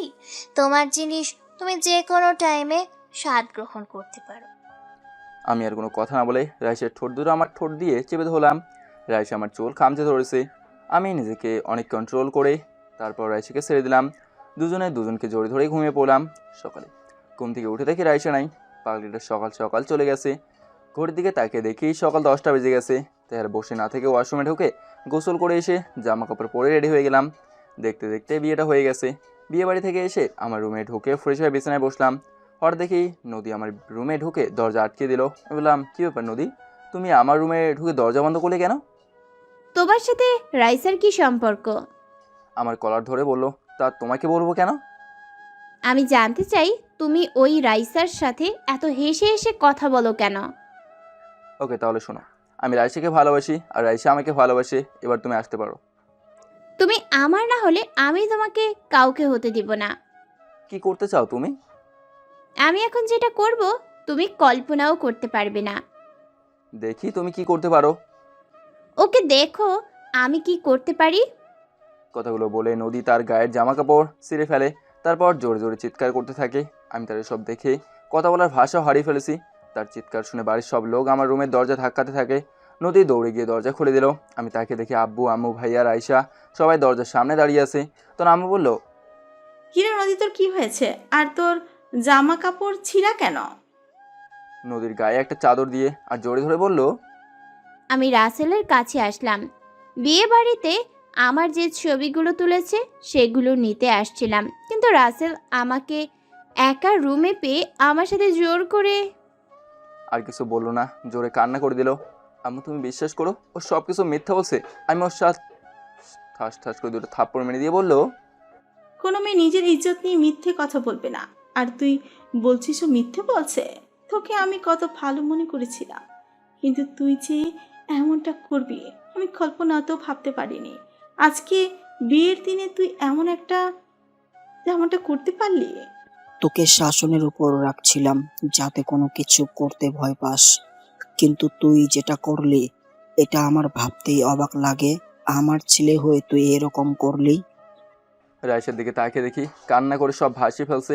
আমি তখন রাইসার হাত ধরে বললাম, রাইসা, তুমি তো আমাকে বিশ্বাস করো, তুমি বলো আমি কীরকম কাজ করতে পারি। তুমি একটু আব্বু আম্মুকে বুঝিয়ে বলো। তারপর রাইসা এমন কিছু করবে আমি কল্পনাও করতে পারিনি। যাকে বিশ্বাস করে ভালোবাসলাম সে আমার সাথে এরকম করতে পারলো। তোকে আমি অনেক বিশ্বাস করতাম, কিন্তু তুই যে এমনটা করবি আমার জানা ছিল না। তুই একটা মেয়েকে, ছি ছি, আমার ভাবতেই অবাক লাগছে। তোর মতো একটা ছেলেকে আমি ভালোবেসেছি। আরে তোর যদি এতই ভোগ করার ইচ্ছে থাকে তাহলে আমাকে বলতি, তোকে আমি আমার শরীরের উজাড় করে দিতাম। রাইসা, লাস্ট পর্যন্ত তুমি আমাকে অবিশ্বাস করলে। আমি মনে করছি সবাই আমাকে অবিশ্বাস করলেও তুমি আমাকে বিশ্বাস করবে, কিন্তু তুমিও তাদের মতো আমাকে। আমি যতই তোমাদের সত্যি কথা বলবো কেউ আমার কথা বিশ্বাস করবে না। তুই আর এক মিনিটেও এই বাসায় থাকতে পারবি না। তুই এই বাসা থেকে বেরিয়ে যা। এখান থেকে আমি মনে করব আমার এক ছেলে। আমি বাসা থেকে বেরিয়ে গেলাম। তোমরা খুশি হবে তো? আম্মু কান্না করে সব ভাসিয়ে ফেলছে আর নদী সবার পেছনে দাঁড়িয়ে মুসকে মুসকে হাসছে। রাইসা তো কান্না করেই যাচ্ছে। ভাইয়া কোনো কথা বলছে না। তুই চলে গেলে আমরা খুশি হব। তোর মতো জানোয়ার আমার বাড়ির ঠাঁই নেই। ওকে, তাহলে আমি চলে যাচ্ছি। আর যাওয়ার আগে একটা কথা বলি, আমাকে যে মিথ্যা অপবাদ দিয়ে ঘর ছাড়া করছে তাকে আল্লাহ যেন কোনোদিন ক্ষমা করবে না। তোমরা হয়তো জানো না, তোমাদের ছেলে 1 বছর 6 মাস থাকতে অনেক কষ্ট হয়েছে। এখন আবার জানোয়ার উপাধি নিয়ে বের হয়ে গেলাম।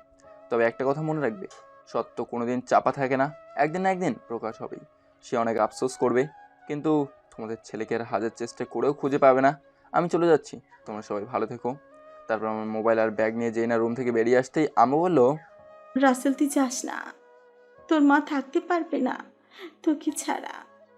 না আম্মু, তোমরা একটা মেয়ের কথা আমাকে অবিশ্বাস করছো। একটা জানোয়ার ঘরে রাখা ঠিক না। তোমার শরীরের যত্ন নিও, চলি। আমার কি অপরাধ ছিল? কেন তুমি আমার সাথে এমন করলে?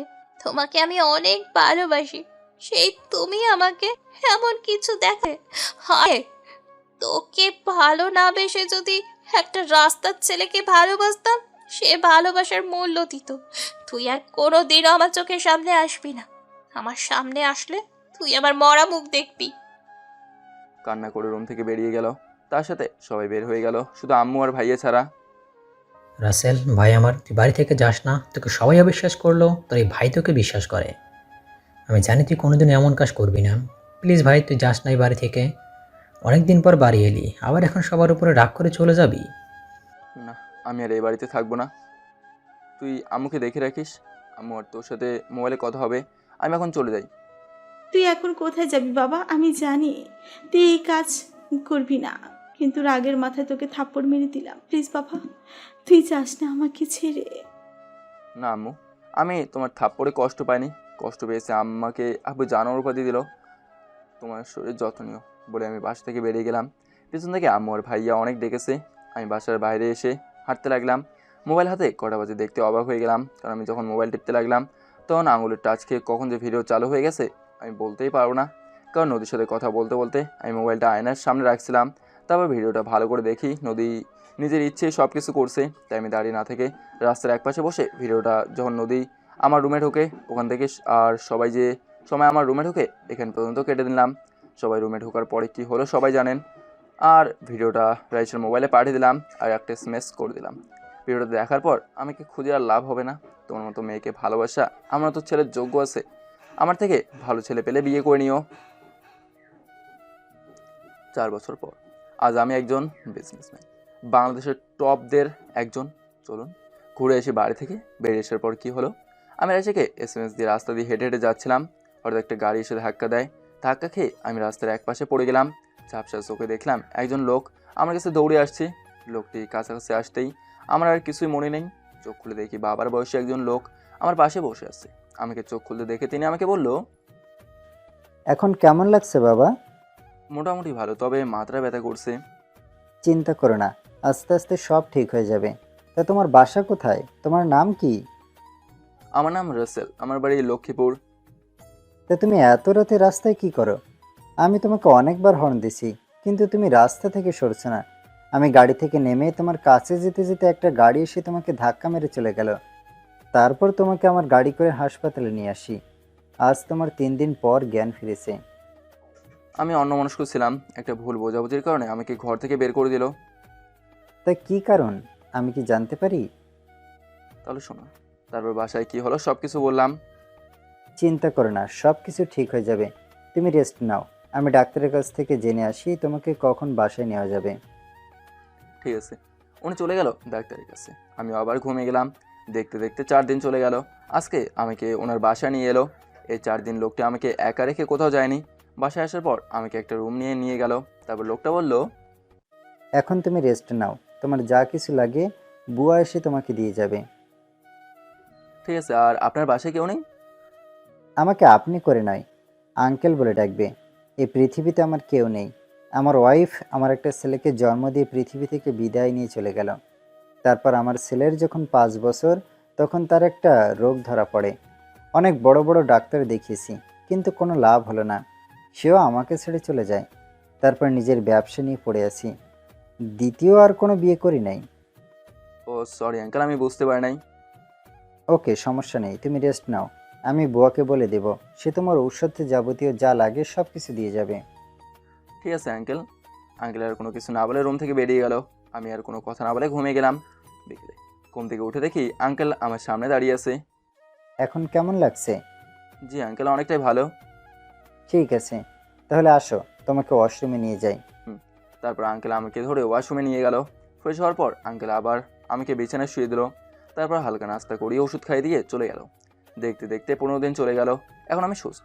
একদিন রাতে খাবার টেবিলে আমি আঙ্কেলকে বললাম, আঙ্কেল আমি আর ঘরে বসে কি করব, এখন তো আমি সুস্থ, তাই বলছিলাম কি আপনার অফিসে কাল থেকে জয়েন করতে চাই। আরও কিছুদিন রেস্ট নাও, তারপর তোমাকে অফিসে বসিয়ে দিয়ে আমি রেস্ট নেব। ঠিক আছে আঙ্কেল। রাতের খাবার খেয়ে এসে শুয়ে শুয়ে ভাবতে লাগলাম, আমার পরিবার আমাকে বিশ্বাস করে নাই, কিন্তু যিনি আমাকে চেনে না জানে না সে আমাকে বিশ্বাস করে তার বাসায় থাকতে দিচ্ছেন। এখন আবার তার অফিসের দায়িত্বও আমার হাতে তুলে দেবে। আব্বু, তুমি আমাকে একটা মেয়ের কথা অবিশ্বাস করলে, একটা 12 আমার কথাটা বিশ্বাস করলে না। এসব কিছু ভাবতে ভাবতেই ঘুমিয়ে গেলাম। দেখতে দেখতে 5 দিন চলে গেল। আজকে থেকে আঙ্কেলের অফিস দেখাশোনা আমি করব। সকালে ঘুম থেকে উঠে ফ্রেশ হয়ে নাস্তা করে আঙ্কেলের সাথে অফিসে চলে গেলাম।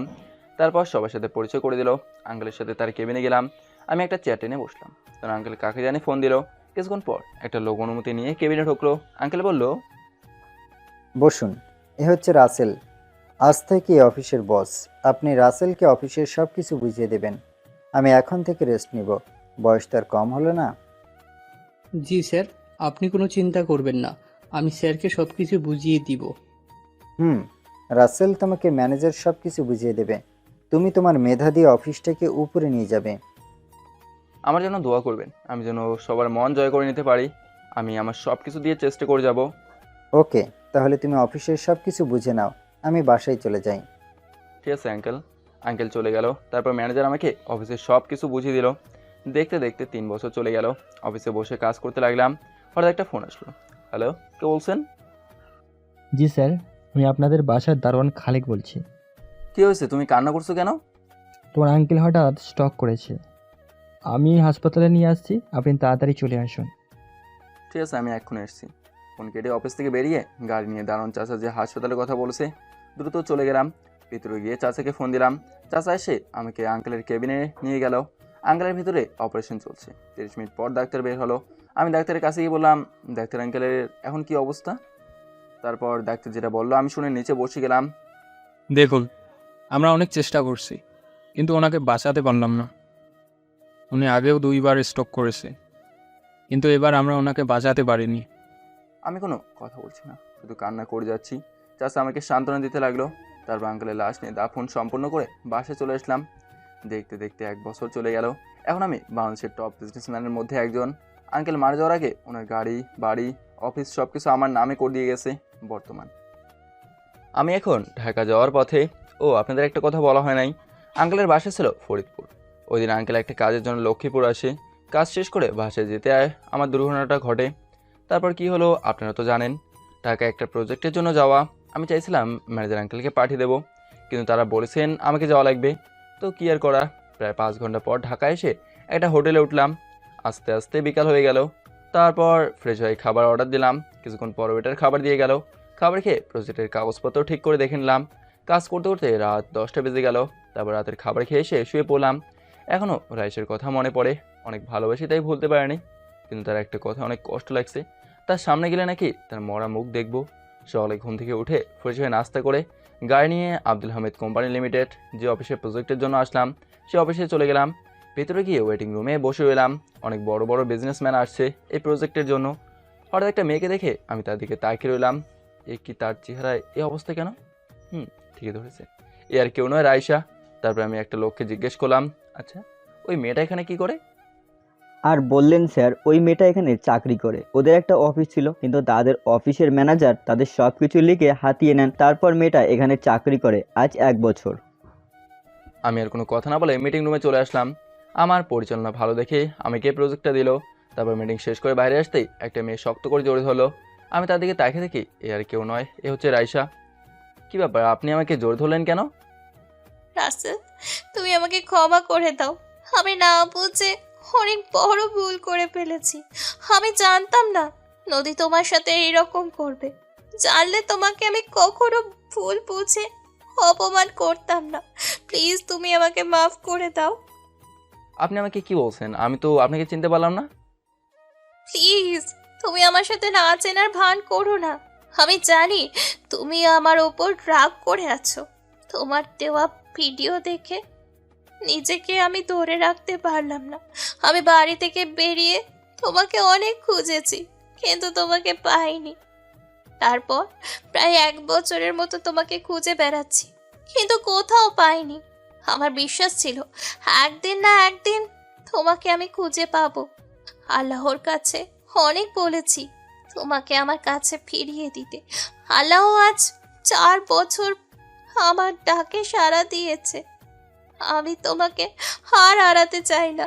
আমাকে মাফ করে দাও রাসেল। আমি অনেক বড় ভুল করে ফেলেছি। তুমি আমাকে যে শাস্তি দিবে আমি মাথা পেতে নিব। তবুও তুমি আমাকে ছেড়ে যেও না। আবার জোরে ধরে কান্না করে দিল। আমি মনে করছি সবাই আমাকে অবিশ্বাস করলেও তুমি আমাকে বিশ্বাস করবে, কিন্তু আমার ধারণা ভুল ছিল। তুমি সবার সামনে আমাকে থাপ্পড় দিলে, আবার কি বলছো আমার থেকে রাস্তার ছেলে অনেক ভালো ছিল।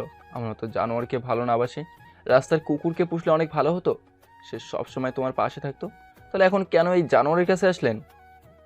আমি মনে করছি একটা মেয়ে তার ইজ্জত নিয়ে কখনো মিথ্যে বলতে পারে না, তাই কথা বিশ্বাস করে তোমাকে এতগুলো কথা বলছি।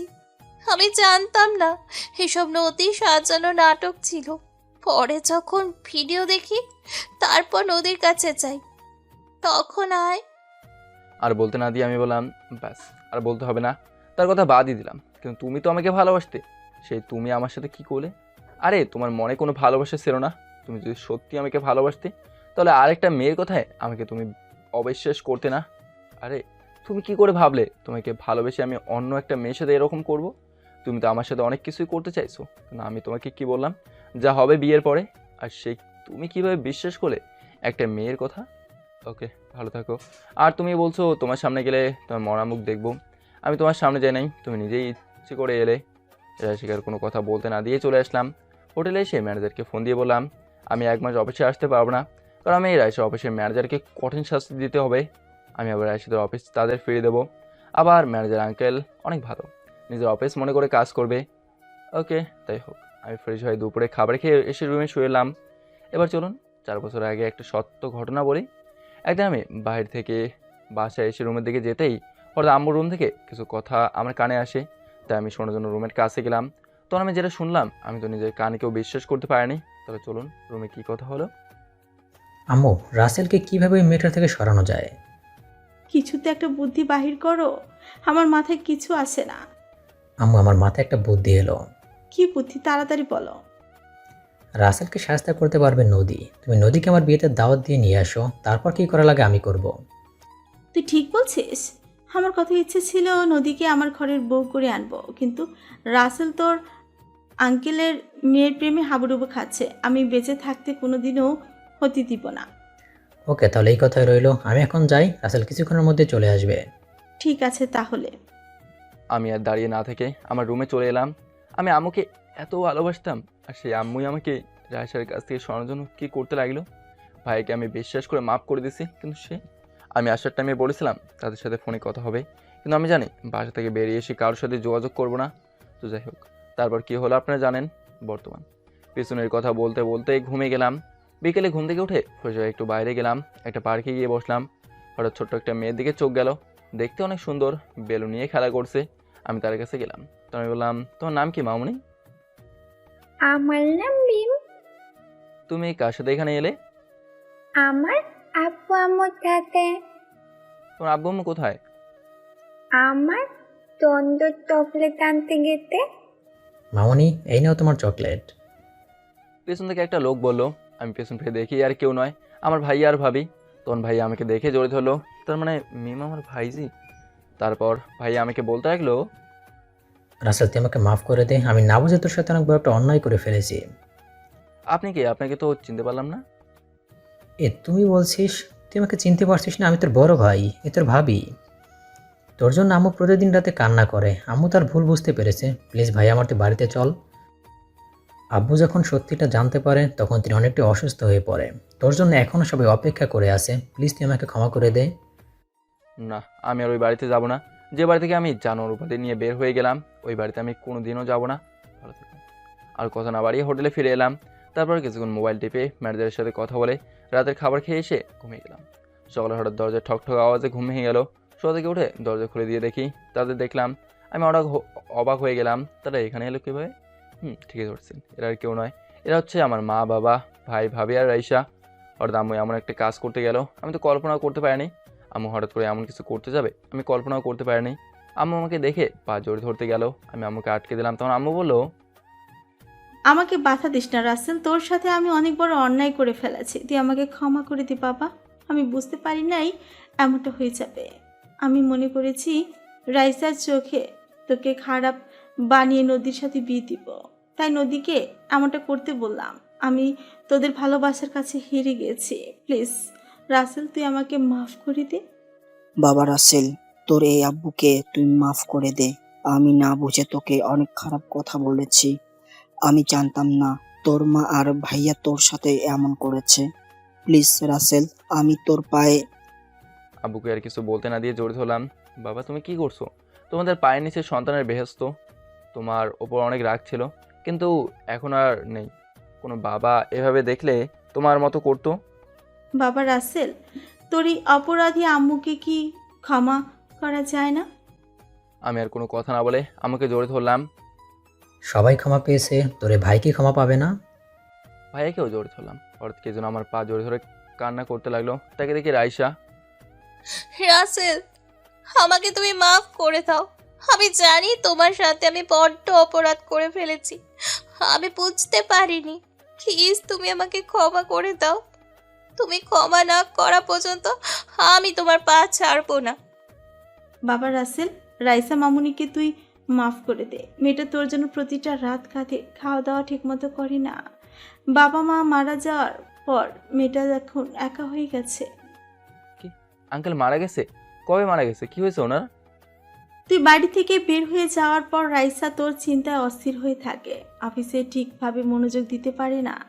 এই ফাঁকে তোদের ম্যানেজার রাইসার কাছ থেকে তাদের সব কিছু সই করে নিয়ে যায়। তারপর তোর আঙ্কেল এসব শুনে স্ট্রোক করে হাসপাতালে নিতে নিতে রাস্তায় মারা যায়। তারপর থেকে মেয়েটা একা হয়ে যায়। তারপর থেকে মেয়েটাকে আমাদের সাথে রেখে দিই। তার একা বাসা থাকতে ভালো লাগে না, তাই একটা অফিসের চাকরি নেয়। তুই তাকে মাফ করে দিয়ে আপন করে নে। তুই ছাড়া মেয়েটার আর কেউ নেই। আমি রাইসাকে নিচ থেকে উঠিয়ে চোখের পানি মুছে দিয়ে বললাম, এ পাগলি কে বলেছে তোমার কেউ নেই? আজ থেকে আমি তোমার পাশে আছি। তোমাকে কখনো কষ্ট পেতে দেবো না। সারা জীবন এই রাসেলের বুকে জড়িয়ে রাখবো। কি পারবে না তোমার ভালোবাসার মানুষটাকে আগলে রাখতে? কথা শেষ হতে রাইসা আমাকে জড়িয়ে ধরে বলল, পারবো। আমি তোমাকে আর অবিশ্বাস করব না। তুমি যেভাবে বলবে আমি সেভাবে চলবো। তোমাকে আমি আর হারিয়ে যেতে দেব না।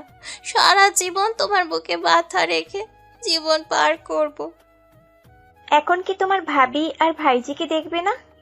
আমি আর কোনো কথা না বলে মেমকে কোলে নিয়ে কপালে চুমু দিতে লাগলাম। তারপর ভাবিকে বললাম, নাও গো ভাবি, আমি কি তোমাকে ভুলতে পারি? তুমি আমার অনেক আদরের একটা ভাবি, তোমাকে ভুলি কি করে? তা কেমন আছো? অনেক ভালো আছি। চলো সবাই বাসায় যাই। চলো। তারপর সবাই আমরা বাসায় চলে আসলাম। প্রায় 5 ঘন্টা পর লক্ষ্মীপুর আসলাম। বাসায় এসে আমি আমার রুমে চলে গেলাম। রুমটা আগের মতোই আছে, দেখে মনে হয় এখানে কেউ থাকে। তখন আমি আম্মুকে ডাক দিলাম। আম্মু আমার রুমে এসে বলল, কি হয়েছে বাবা, ডাকলি কেন? আমার রুমে কে থাকে? তুই বাড়ি থেকে বের হয়ে যাওয়ার পর রাইসা এসে তোর রুমে থাকে। তোর ছবি বুকে জড়িয়ে নিয়ে সারা রাত পার করে। ও ঠিক আছে, রাশিকে একটু আমার রুমে পাঠাও। ঠিক আছে, আমি পাঠিয়ে দিচ্ছি। বলে আম্মু চলে গেল। আমি আর দাঁড়িয়ে না থেকে ওয়াশরুমে চলে গেলাম। ফ্রেশ হয়ে বাইরে এসে দেখি রাইসা আমার রুমে বসে আছে। পিছন থেকে জোরে ধরে বললাম, আমার পাগলিকে ছেড়ে থাকতে আমার অনেক কষ্ট হয়েছে, এখন সব কষ্ট ওসুল করে নেব। তা কিভাবে? দাঁড়াও দেখাচ্ছি বলে 4 ঠোঁট এক করে দিলাম। রাইসা আমার সাথে তাল মিলিয়ে চলতে লাগলো। মনে হয় 4 বছরের খাওয়া দাওয়া করে নাই। প্রায় 10 মিনিট পর ছেড়ে দিলাম। দুজনে হাঁপাতে লাগলাম। তখন বললাম, এভাবে কেউ কিস করে? 4 বছর তোমাকে কাছে পাই না, তাই এখন ওসল করে নিলাম। তারপর রাইসাকে ছাড়িয়ে ধরে বললাম, আচ্ছা নদী এখন কোথায়? তুমি মেয়েটাকে ক্ষমা করে দাও। মেয়েটা নিজের ইচ্ছে এসব করে নাই। আল্লাহ তোমাদের দোয়া কবুল করেছে। নদী বেশি দিন বাঁচবে না, তার ব্লাড ক্যান্সার। সে আর কিছুদিনের অতিথি। প্লিজ তুমি তাকে মাফ করে দাও। ঠিক আছে, মাফ করে দিলাম। তারপর আরও কিছুক্ষণ কথা বলে রাইসা চলে গেল। আমি আর বসে না থেকে রাফিকে ফোন দিলাম। হ্যালো, কে বলছেন? ওই হালা তোর দুলা ভাই। ভাই আমার তো বোন নেই, তাহলে আপনি কেমনে আমার দুলাভাই হলেন? আরে হারামি, আমি রাসেল। কেমন আছিস? মামা তুই এতদিন কোথায় ছিলি? তোর কোনো খবর নেই। তোকে অনেক খুঁজেছি কিন্তু কোথাও পাইনি। তাহলে শোন, তারপর বাড়ি থেকে শুরু করে এখন পর্যন্ত কি হলো সব কিছু বললাম। যাক, তাহলে তো অনেক ভালো। কিন্তু রাইসা মেয়েটাকে আর কষ্ট দিস না। মেয়েটা তুই চলে যাওয়ার পর অনেক ভেঙে পড়েছে। তারপর আরও কিছুক্ষণ কথা বলে দুপুরে খাবার খেয়ে এসে ঘুমিয়ে গেলাম। দেখতে দেখতে আজ আমার বিয়েটা আমার বাড়িতেই হবে। আমার অফিসের সব স্টাফকে দাওয়াত দেওয়া হলো। সুন্দরভাবে বিয়েটাও হয়ে গেল। এবার চলুন বিয়ের আগে কয়দিন কি করছি।